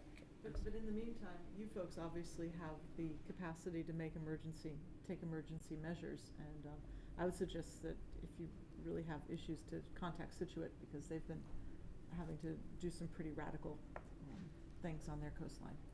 Good point, Yeah. Just that I think there are sort of two categories when we're talking about, and Charlie's point, you know, kind of touches on it, that there's what we're gonna do to adapt to climate change and how we're gonna be more resilient, and then there are also the other interventions that we have to have, that if we could start from scratch, we wouldn't be in that position, but we can't because people's homes and their properties are there, and we're gonna have to do some other things that are maybe outside of the scope of what would kind of in a whole picture be the perfect response, but we have to respond to address, you know, those particular concerns. So again, it may not be something that we wait, you know, it's kind of outside of, in some ways your charge is very broad and it's more long-term. There are specific things that come forward that we you know, certainly hope to get input on, but some of those are outside of really what I think you're even charged with in terms of looking at our long-term plans. Some of these aren't about long-term, it's about more short-term interventions. Sam and then Doug? Yeah, well, it seems to me that, you know, if we're expecting the Woods Hole Group to come up with a solution for Great Bay, they're not the appropriate people. So in a situation like this, we really should be looking at some sort of coastal erosion and sediment control or management. And that's a different group of people. And I know we have such a contractor, I won't mention the name, that's working on the Manon Beach issues. So, you know, I think it's incumbent upon us to say, that's not your specific role necessarily, but it's up to us as the town to say, this is a problem area. We need to take a specific look at it because it's different from, you know, what's a beach that's facing out into the sound. This is a enclosed bay. And so I think we need to carve that out and say that really deserves. We're all saying the same thing. Doug and then Megan? I just want to point out, this really highlights the urgency of your charge, because if you guys don't get ahead of the curve, we're going to be making these decisions all the time without thoughtful consultation. And some recommendations will be specific, and some, I hope, will be guidelines that you can use in making these Right. decisions as they come along, so we're better prepared to respond. Right. And to have better information about what is happening Megan? as well. Just to the point that I think you were asking is in terms of the timeline, when Peter is saying that we're ready or at the point, it sounds like it's at the point where something needs to come back before the board or any other relevant, you know, with a presentation of what is possibly suggested after some input is, you know, for what you can give, at least at this point. Because it certainly doesn't sound like it's gonna be a project that can wait. And they've done a lot of the lead-up work to it. So, you know, if we wait another year, a lot of that work isn't relevant anymore because the coastline has changed and that situation has changed, so. No, one important piece of this meeting is, I agree, we're gonna have to expedite this issue. Doug? Yeah, we can just ask Mr. McConerty what plans are in place. What action would you take if you had free reign over there? That's an open-ended question. Well, I think what we would want to do is take a look at this slope, see what's available to us for the options that are there in place today. The report that we did was the work that we had looked at, preliminary work, was back in 2013. So we'd want to revisit that. We'd have to update it. One thing I did want to say is the erosion on that roadway, the bank varies. It can be 15 to 18 feet high, and it also goes out to areas where it almost goes out to a flat. So it varies in heights. There's certain areas that there is erosion at the end of those side streets, direct in front of Reynolds Street is particularly, the end of Reynolds Street is particularly one area. But then there are other areas that goes right out to a flat. So they're not as dangerous. Thank you. But of course, this is all within the jurisdiction of the Conservation Commission. But they're here, they're gonna let it go right through. But the town owns the property.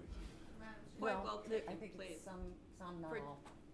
Thank you, Virginia. I just want to add one other little piece that was mentioned at the time that we were talking specifically about the erosion that is transporting and closing in Perch Pond at that water quality meeting. Chuck Martinson was present, he's not here tonight. So the erosion of these headlands is caused by wave action from storms. And so I just want to make sure that it's on the radar screen that putting in oyster reefs so that you basically slow the wave action from the storms And it's not the same soft solution that is mentioned here that was mentioned earlier, but it is another strategy that helps break up the energy of the waves that causes the erosion. And so as an idea, I think it should at least be investigated. That's a good point. Complicated problem. It's not just a one-size-fits-all. I want to take some public comments, same rules as before. There'll be 10 minutes total, different topics per speaker. Each speaker can have up to 2 minutes. Grant, since you're right there. Thank you, Madam Chair. Grant Walker, 71 Philadelphia Street. If I may, I would like to make one point, and if I could ask Mr. McConerty for a clarification. The point I want to make is that on October 7th, 2013, Mr. McConerty, who was in the town engineer, presented to the Board of Selectmen a report identifying points along Great Bay Street and the bank that needed help, and points along Great Bay Street that might be closed. And subsequent to that report, well, at that very same meeting, the Board of Selectmen unanimously approved to proceed with action on that, and eventually parts of Great Bay Street were closed. But the other work, the soft solutions, were, as far as I can tell, because I live there and I walk along that bank every day, they have not been done. But then the question I would like to ask Mr. McConerty, if I may, am I able to do that? You can ask me and I'll determine that. Thank you. As far as I can tell, Great Bay Street has never been closed between Cypress and Philadelphia. There are a couple boulders that in effect close Great Bay Street going north from Cypress towards the boat ramp and Montauk Street, but it's not closed between Cypress and Philadelphia. Thank you, Mr. McConerty.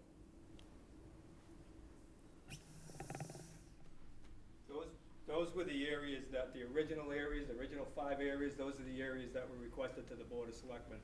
I do think since then, there has been there shouldn't have been complete adjustments of roadways, but there has been some adjustments of the boulders, I believe, out there on some of the ends of those roads, but it shouldn't have been from streets to other streets. Thank you. So something to look into. Next person, please, ma'am.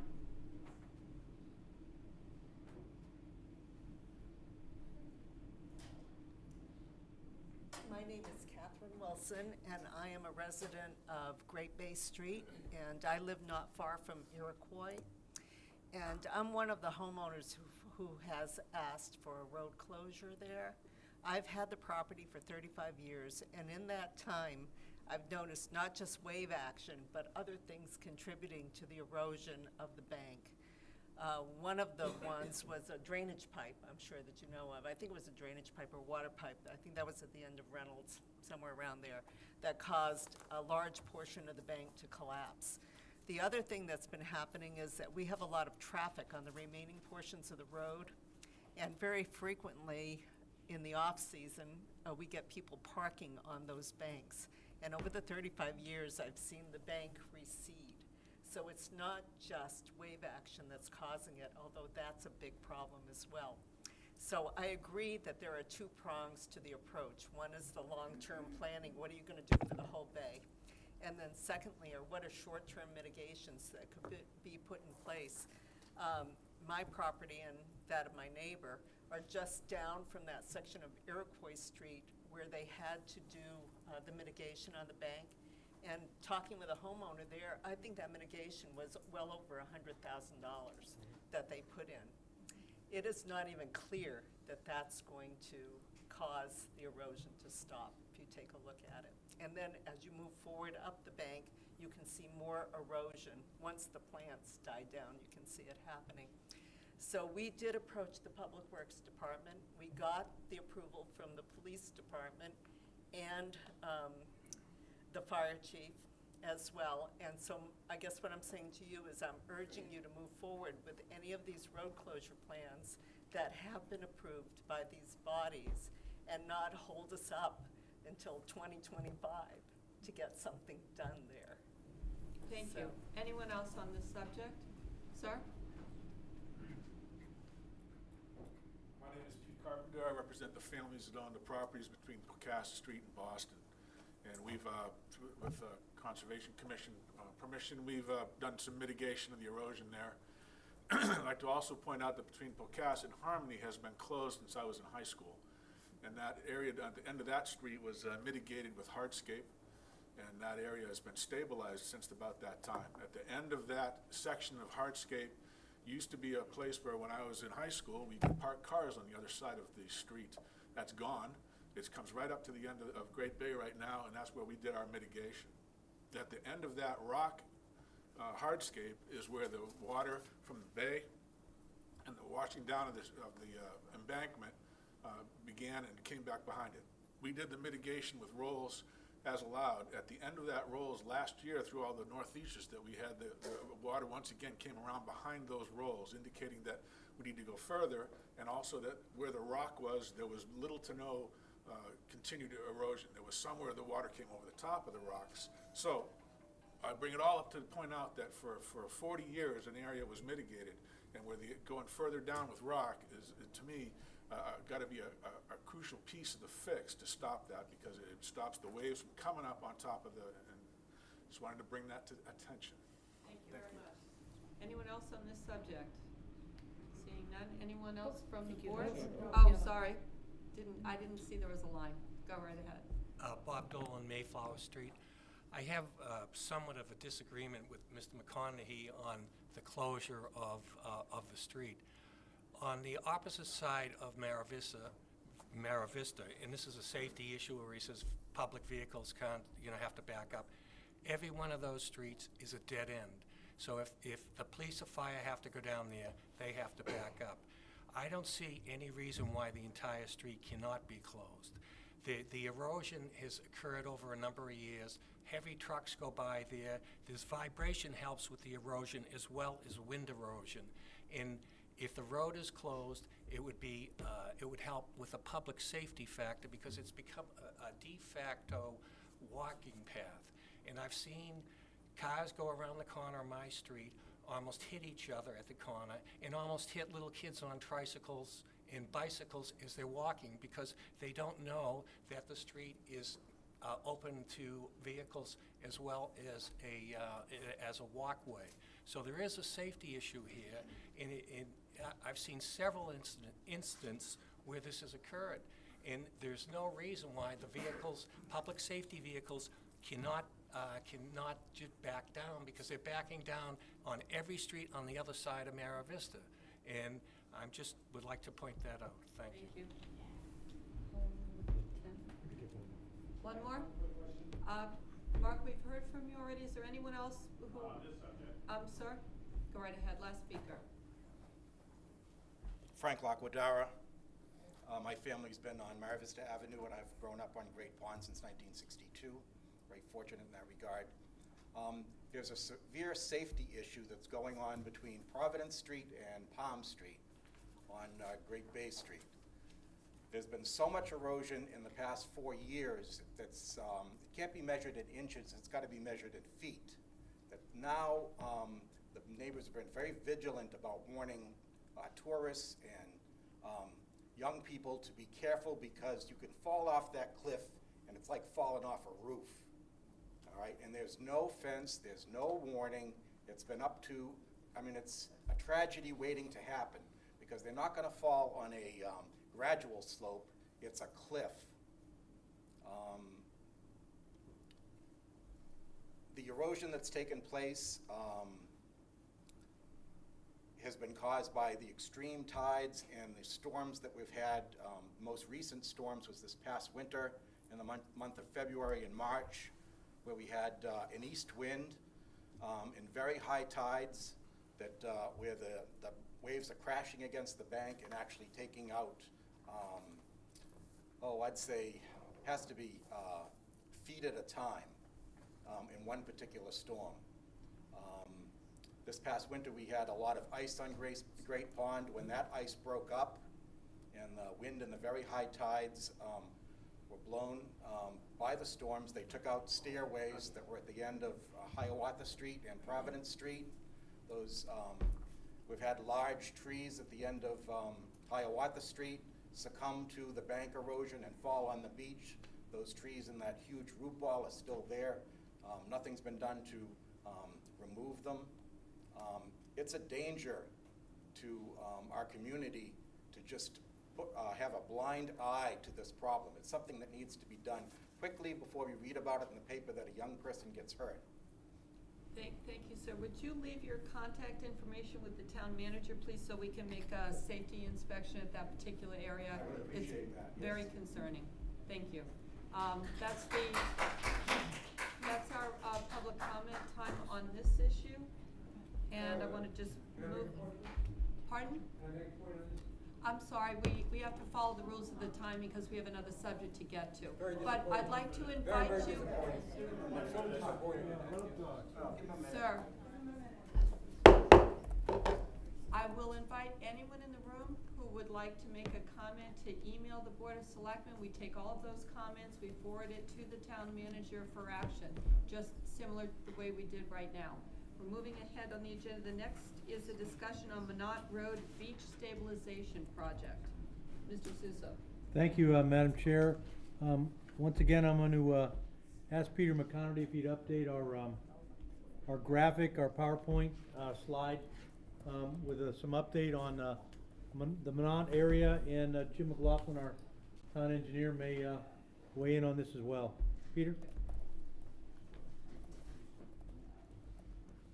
This aerial map shows the Minot Road area. You can see on this side right here, we have well, Davisville Road's a little bit further up on this side going north. This is the Minot Road Beach. This is the entrance to the Bone Pond entrance, and coming over to here, this is Central Ave going north. This is Minot Beach West. This is Minot Beach East. This is an area right over here where Foster Road comes in and comes back out to Minot Road. Back in the mid-1980s, Minot Road came down. You can see the old, on the graphic here, actually you can see where the old roadway came. It came down through here, came out to where the water's edge is, and came sweep back in the mid-1980s. This is when the roadway was replaced. If you get a close-up look at this aerial photo, you'll see in the water here, there's some revetment that's still there from the roadway from back in the from the original roadway. There's an existing bridge, the old existing bridge that was out in this area from the old inlet that went into the pond. And there's also a foundation, a concrete foundation over in this area. That's actually, we have snow fence up actually right now for the safety, so kids don't climb underneath it and get hurt. There's some projectiles sticking under the foundation. As everyone probably knows in the room here, several years ago, maybe 3 years ago at town meeting, they approved a project to replace the bridge. To replace the bridge, right now it spans about 45 feet. They're looking at doubling the size of it, so it would be a 90-foot span to increase the flow and the ebb and flow of the pond. And it was approved under the wastewater article that went in. To do that, our design plans, where we are right now, are basically complete. They're about 90%. We have a few more licenses that come in with the design plans for the bridges, from the bridge. Where we are right now is looking at the roadway. As you can see, anyone that goes to Minot West and goes on the beach, we're constantly replacing that dune on the beach. We're losing the parking lot. So that tide and that water keeps on continuously coming up towards the roadway. So we asked our coastal consultant to come out and do a report and a study basically in that whole area of Minot Road to see what we're going to get 10 years down the road, 20 years down the road, 30 years down the road. Basically, when you design a bridge, you're looking about 50, 60-year lifespan for the bridge. So if you're gonna have a bridge, designed and built in, say, 2025, 2023, 2022, you're looking for 50 years from then. If the roadway's not gonna be there in 50 years, we're not looking to put the bridge up. So that's basically where we are right now. So our consultant, we got a grant, and we hired our consultant. Our consultant went out and did a study for that beach portion area, did a presentation to the selectmen last Monday night.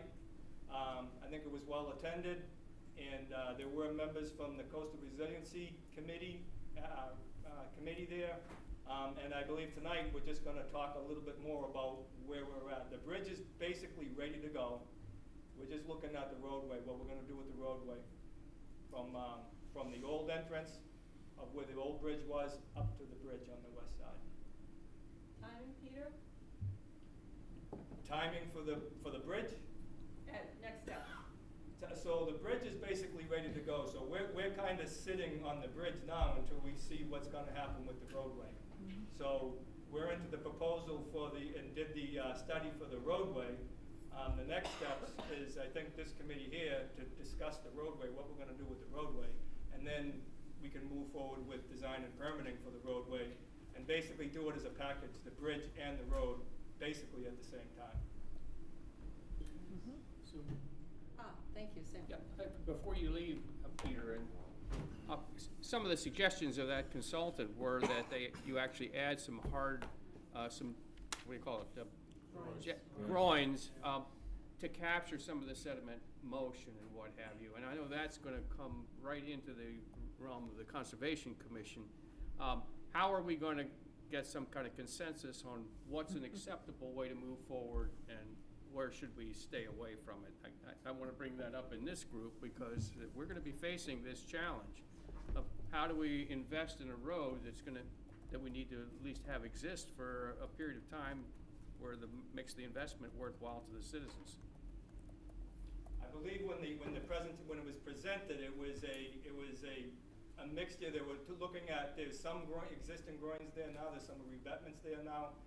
Remove those revetments and then those groins, and the plan was to build 2 additional groins, and also for doing nourishment on the beach, so to fortify the beach in that area. Being careful that in past, the nourishment rolls up and rolls around the groin where the bridge is and ends up in Bowen's Pond, so we want to be careful of that. So I think that the mixture of the nourishment and the additional groins was to help stabilize that and keep that nourishment out of the channel as much as possible. Ms. Freitag and Mr. McCaffrey? Actually, I'll defer to Mr. McCaffrey.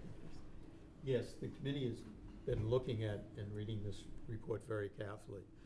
We've discussed it. We're in the process of drafting a response and making some recommendations which recognize the objective of protecting the road from ongoing erosion, at least, if not for, as the study says, for 75 years, which may be unrealistic, at least for a significant life.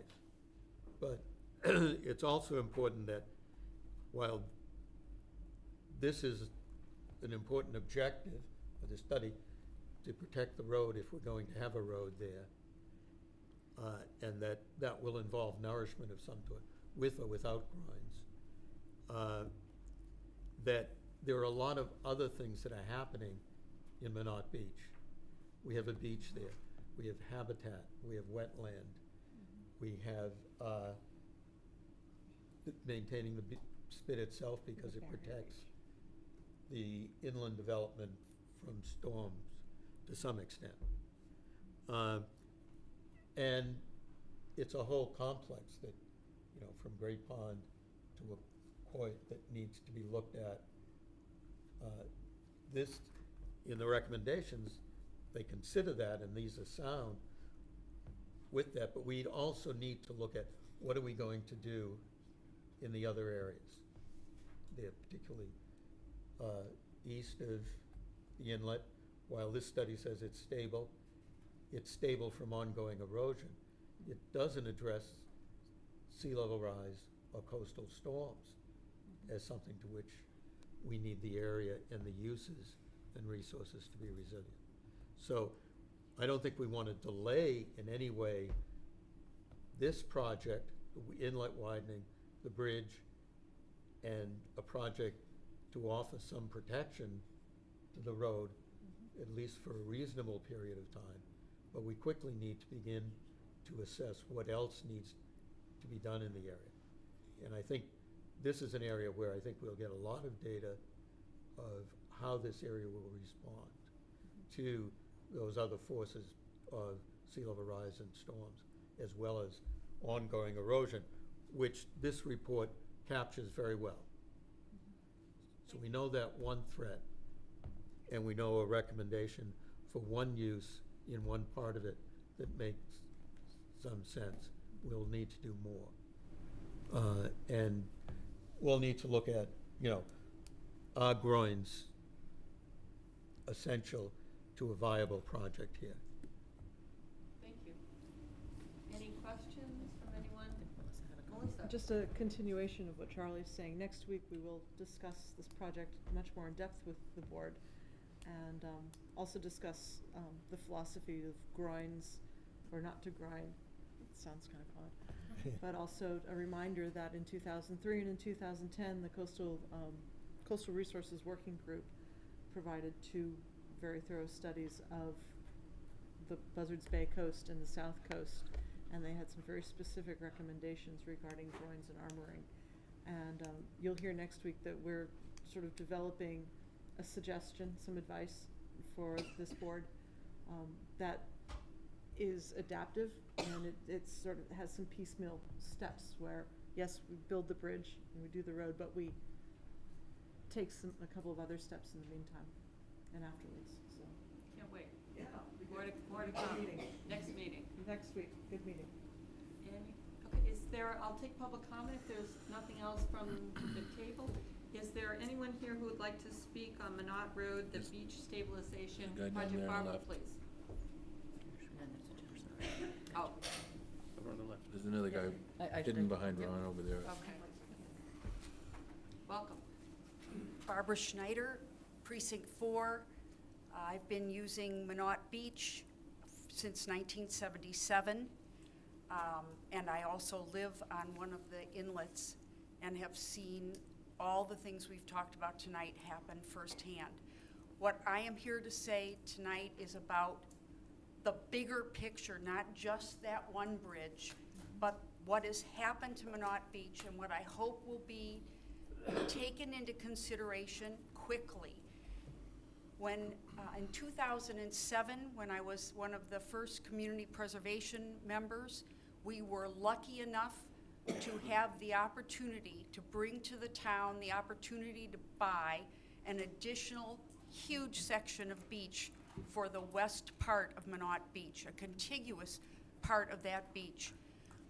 The town was smart enough to grab it, and it was with the promise at town meeting that that would be accessible to the public, and it would not be something the town bought to remain a private beach for the individuals who live on that street.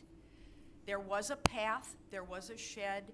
One of the conditions was that the shed must be removed immediately. It was dangerous and it had no purpose.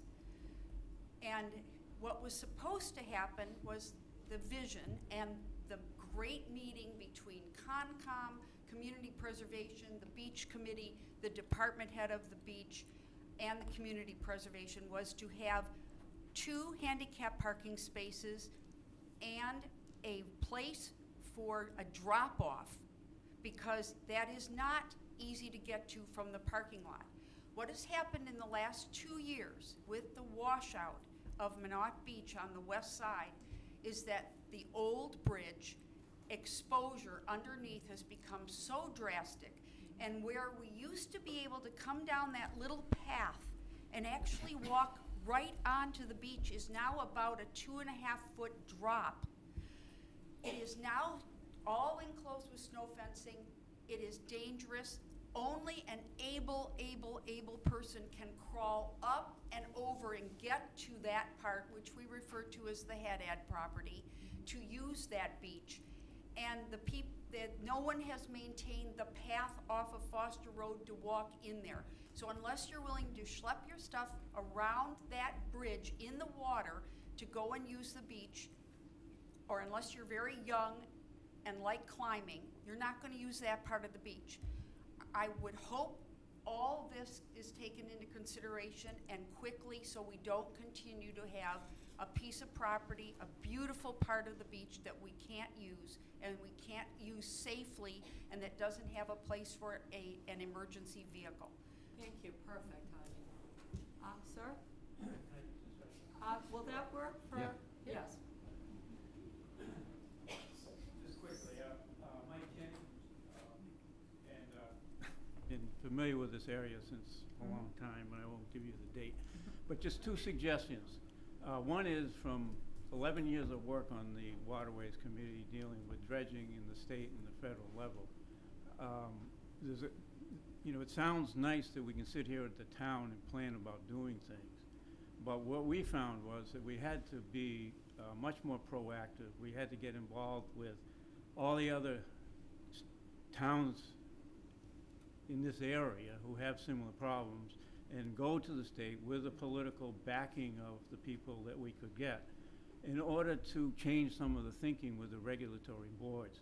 Because I feel that one of the solutions, I think there will be some problems with groins because of some of the regulations.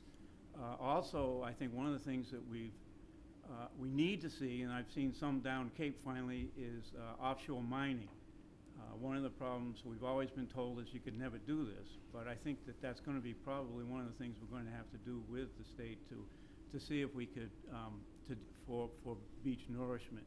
So I guess all I want to say is I think that we need to also realize that there needs to be a change in thinking in some of the regulatory state and federal boards for us to be able to do some of the things.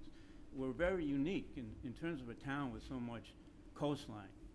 And I think that sometimes that's not heard at the state and federal level. Thank you very much. Anyone else?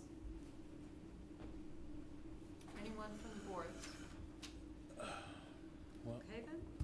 what's Doug? what's the next step? How far do we, how long it's gonna be before we sign off on this, or next week? We're gonna have an update on Monday. Okay. Anything else? Other topics that anyone wanted to bring up in relation to what we've discussed? One other topic I did want to bring up, Please. and I'm not sure, we probably need the planning board involved in this also. Might need a mic.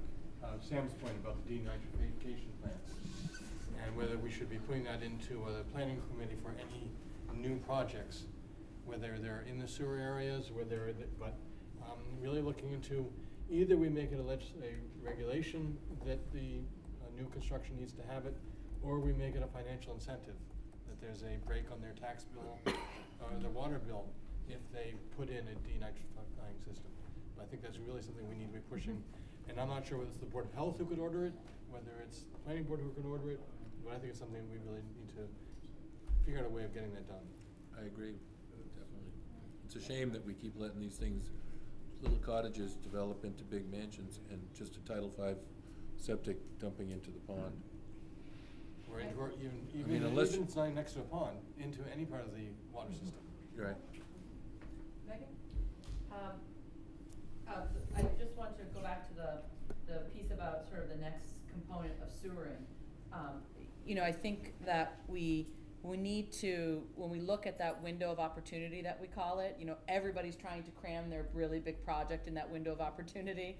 And so I think we want to make sure that we, when we take a look at all of these issues that are obviously so on the forefront, that we really start to prioritize. And we've been doing that, as a board, having those conversations. And with public outreach. But with public outreach, Yeah. trying to really, look at what's possible, what's going to happen in that time period, so that we can say to people with some degree of accuracy, don't invest in this because sewering's coming in this year, or you know, there's a window of opportunity coming, but the sewering is only gonna be, you know, encompass this particular area, so if you have the money, or we can give you an incentive in some way, if we can deal with that at the legislative level, that might be something you wanna invest in. So I think when we talk about it, we just wanna make sure that we're, as we get closer, kind of really honing in on those timelines and some of those geographical areas for folks so they really can plan. Because there are a lot of people who, you know, as the example in West Falmouth, you know, it's people who want to do the right thing and folks who can kind of collaborate to make some of those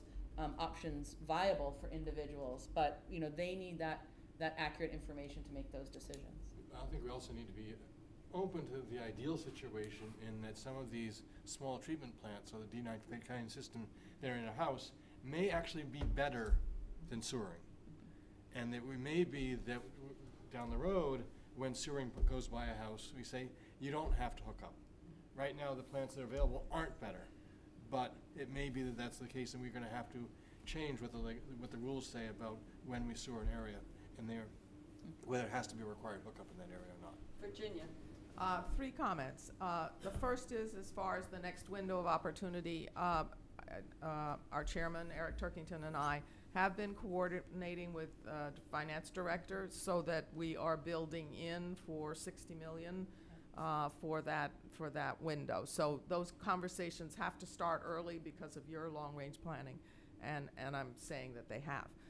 The second is the next water quality meeting is actually this Thursday, and on our agenda is what we're calling the master schedule at this point, which is to begin to specifically lay out what needs to be done in which year, and so the board, our committee, will be cognizant, and then we're going to ripple that out to larger audiences. The third thing I would say, which has to do with innovative alternative septic systems, goes particularly to the fact that the town is actually working on 2 comprehensive wastewater management plans. There's the one that everybody's generally aware of, which is Little Pond, Great Pond, Green Pond, so on, over to Wacoit. But the other one is Oyster Pond, which is a smaller, more concise watershed totally within the town of Falmouth. And the study, which is being done by Wright Pierce, to this date shows that basically sewers are competitive with innovative alternative septic systems at this point. And so the working group that is working on the Oyster Pond plan is doing the thought process all the way to the end. If it turns out that these, and I'm just going to use a number, 200 houses, are going to all be on innovative alternative septic systems, what are the installation costs, the time of sort of troubleshooting, the breakdown, the first year, and then subsequent monitoring, so that we're looking at all of those additional costs.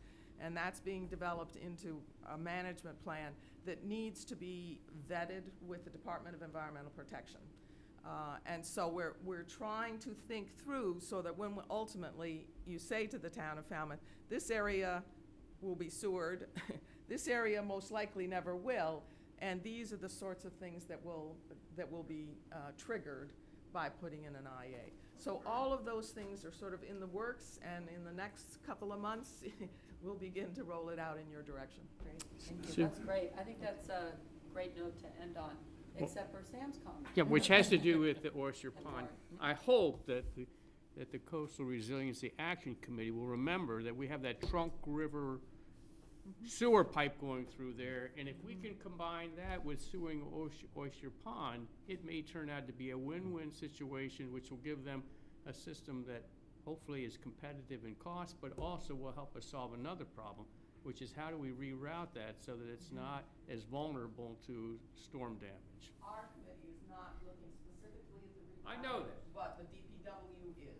Good. So that's on the table. I just don't want us to be so siloed No. that we don't look at a broader problem as well. Yeah, things are integrated. Maureen, one question. The panacea of sewering, how much capacity do we have left at the plant? I mean, if we want to keep sewering everything in Falmouth, there's only so much capacity up there. I completely agree. Okay.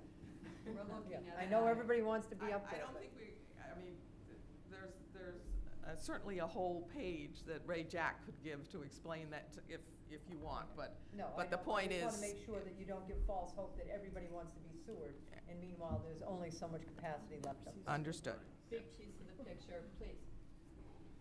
I just want to follow up on something that Doug said, and also Virginia, and also Maury. And that is, you know, after all, the ultimate goal of whether we sewer or put alternative septic systems in is to improve the water quality, particularly around estuaries. The people around Perch Pond are anguishing over it. But when you come down to having a system that says, okay, we might sewer you someday, so don't spend $30,000 on a denitrification system now, because we're gonna make you hook up.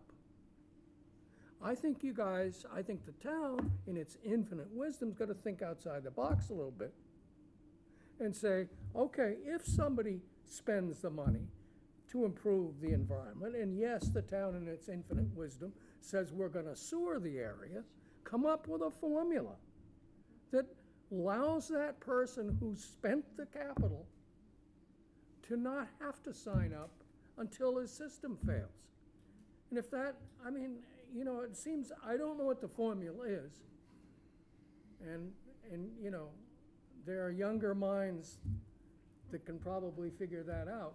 But if the people over here on Perch Pond want to improve their quality, and we're saying one of the issues is nitrogen loading in the pond, and then we say, well, I might sewer in 5 years, you're acting as a disincentive for them to improve the water quality in their own area.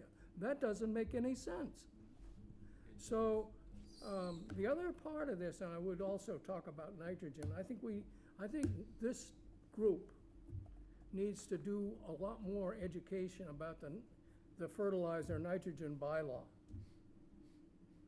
And I'll give you a short story.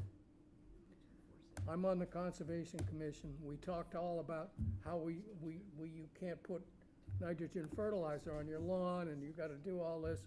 And so I thought, well, I better do the right thing as a good citizen and a member of the Conservation Commission, and as someone who lives right on the back of Little Sippawisset Marsh and in a resource area. So I'm going to go down and buy some non-nitrogen fertilizer. I think it's iron-based. And so I walked into a store that will remain nameless in downtown, and I said, do you have any non-nitrogen fertilizer? I said, I'm on the Conservation Commission, and there's a bylaw that says you can't. The guy looked at me as if I had 6 heads. He didn't know what I was talking about. So if you're trying to deal with the problem, then you've got to start an education. I'm not faulting the store owner for not knowing, but we got to do a better job of educating the public, and it starts with this group. Very good point. Please. Steve Layton on the Water Quality Committee. Since several people have mentioned this idea of good-natured citizens volunteering to put in IAs, the problem with that, I think if you do the research, I mean, you are talking about volunteers in that case, people who are individually philanthropic. There aren't enough of them, I think you'll find. I mean, a few IAs is a nice idea, but numerically it makes an insignificant difference in the nitrogen concentration in the estuary. So, and the other problem is that some of the, we're working on a scheme to put IAs wherever we can, but there's some areas where the development is so dense that you can't even put in a decent leaching field. Some of these people simply have cesspools which aren't even meeting Title V.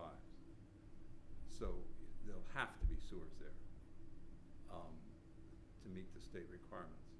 So to lure a few of those people into putting IAs there ahead of time has some difficulties. have to be looked at carefully.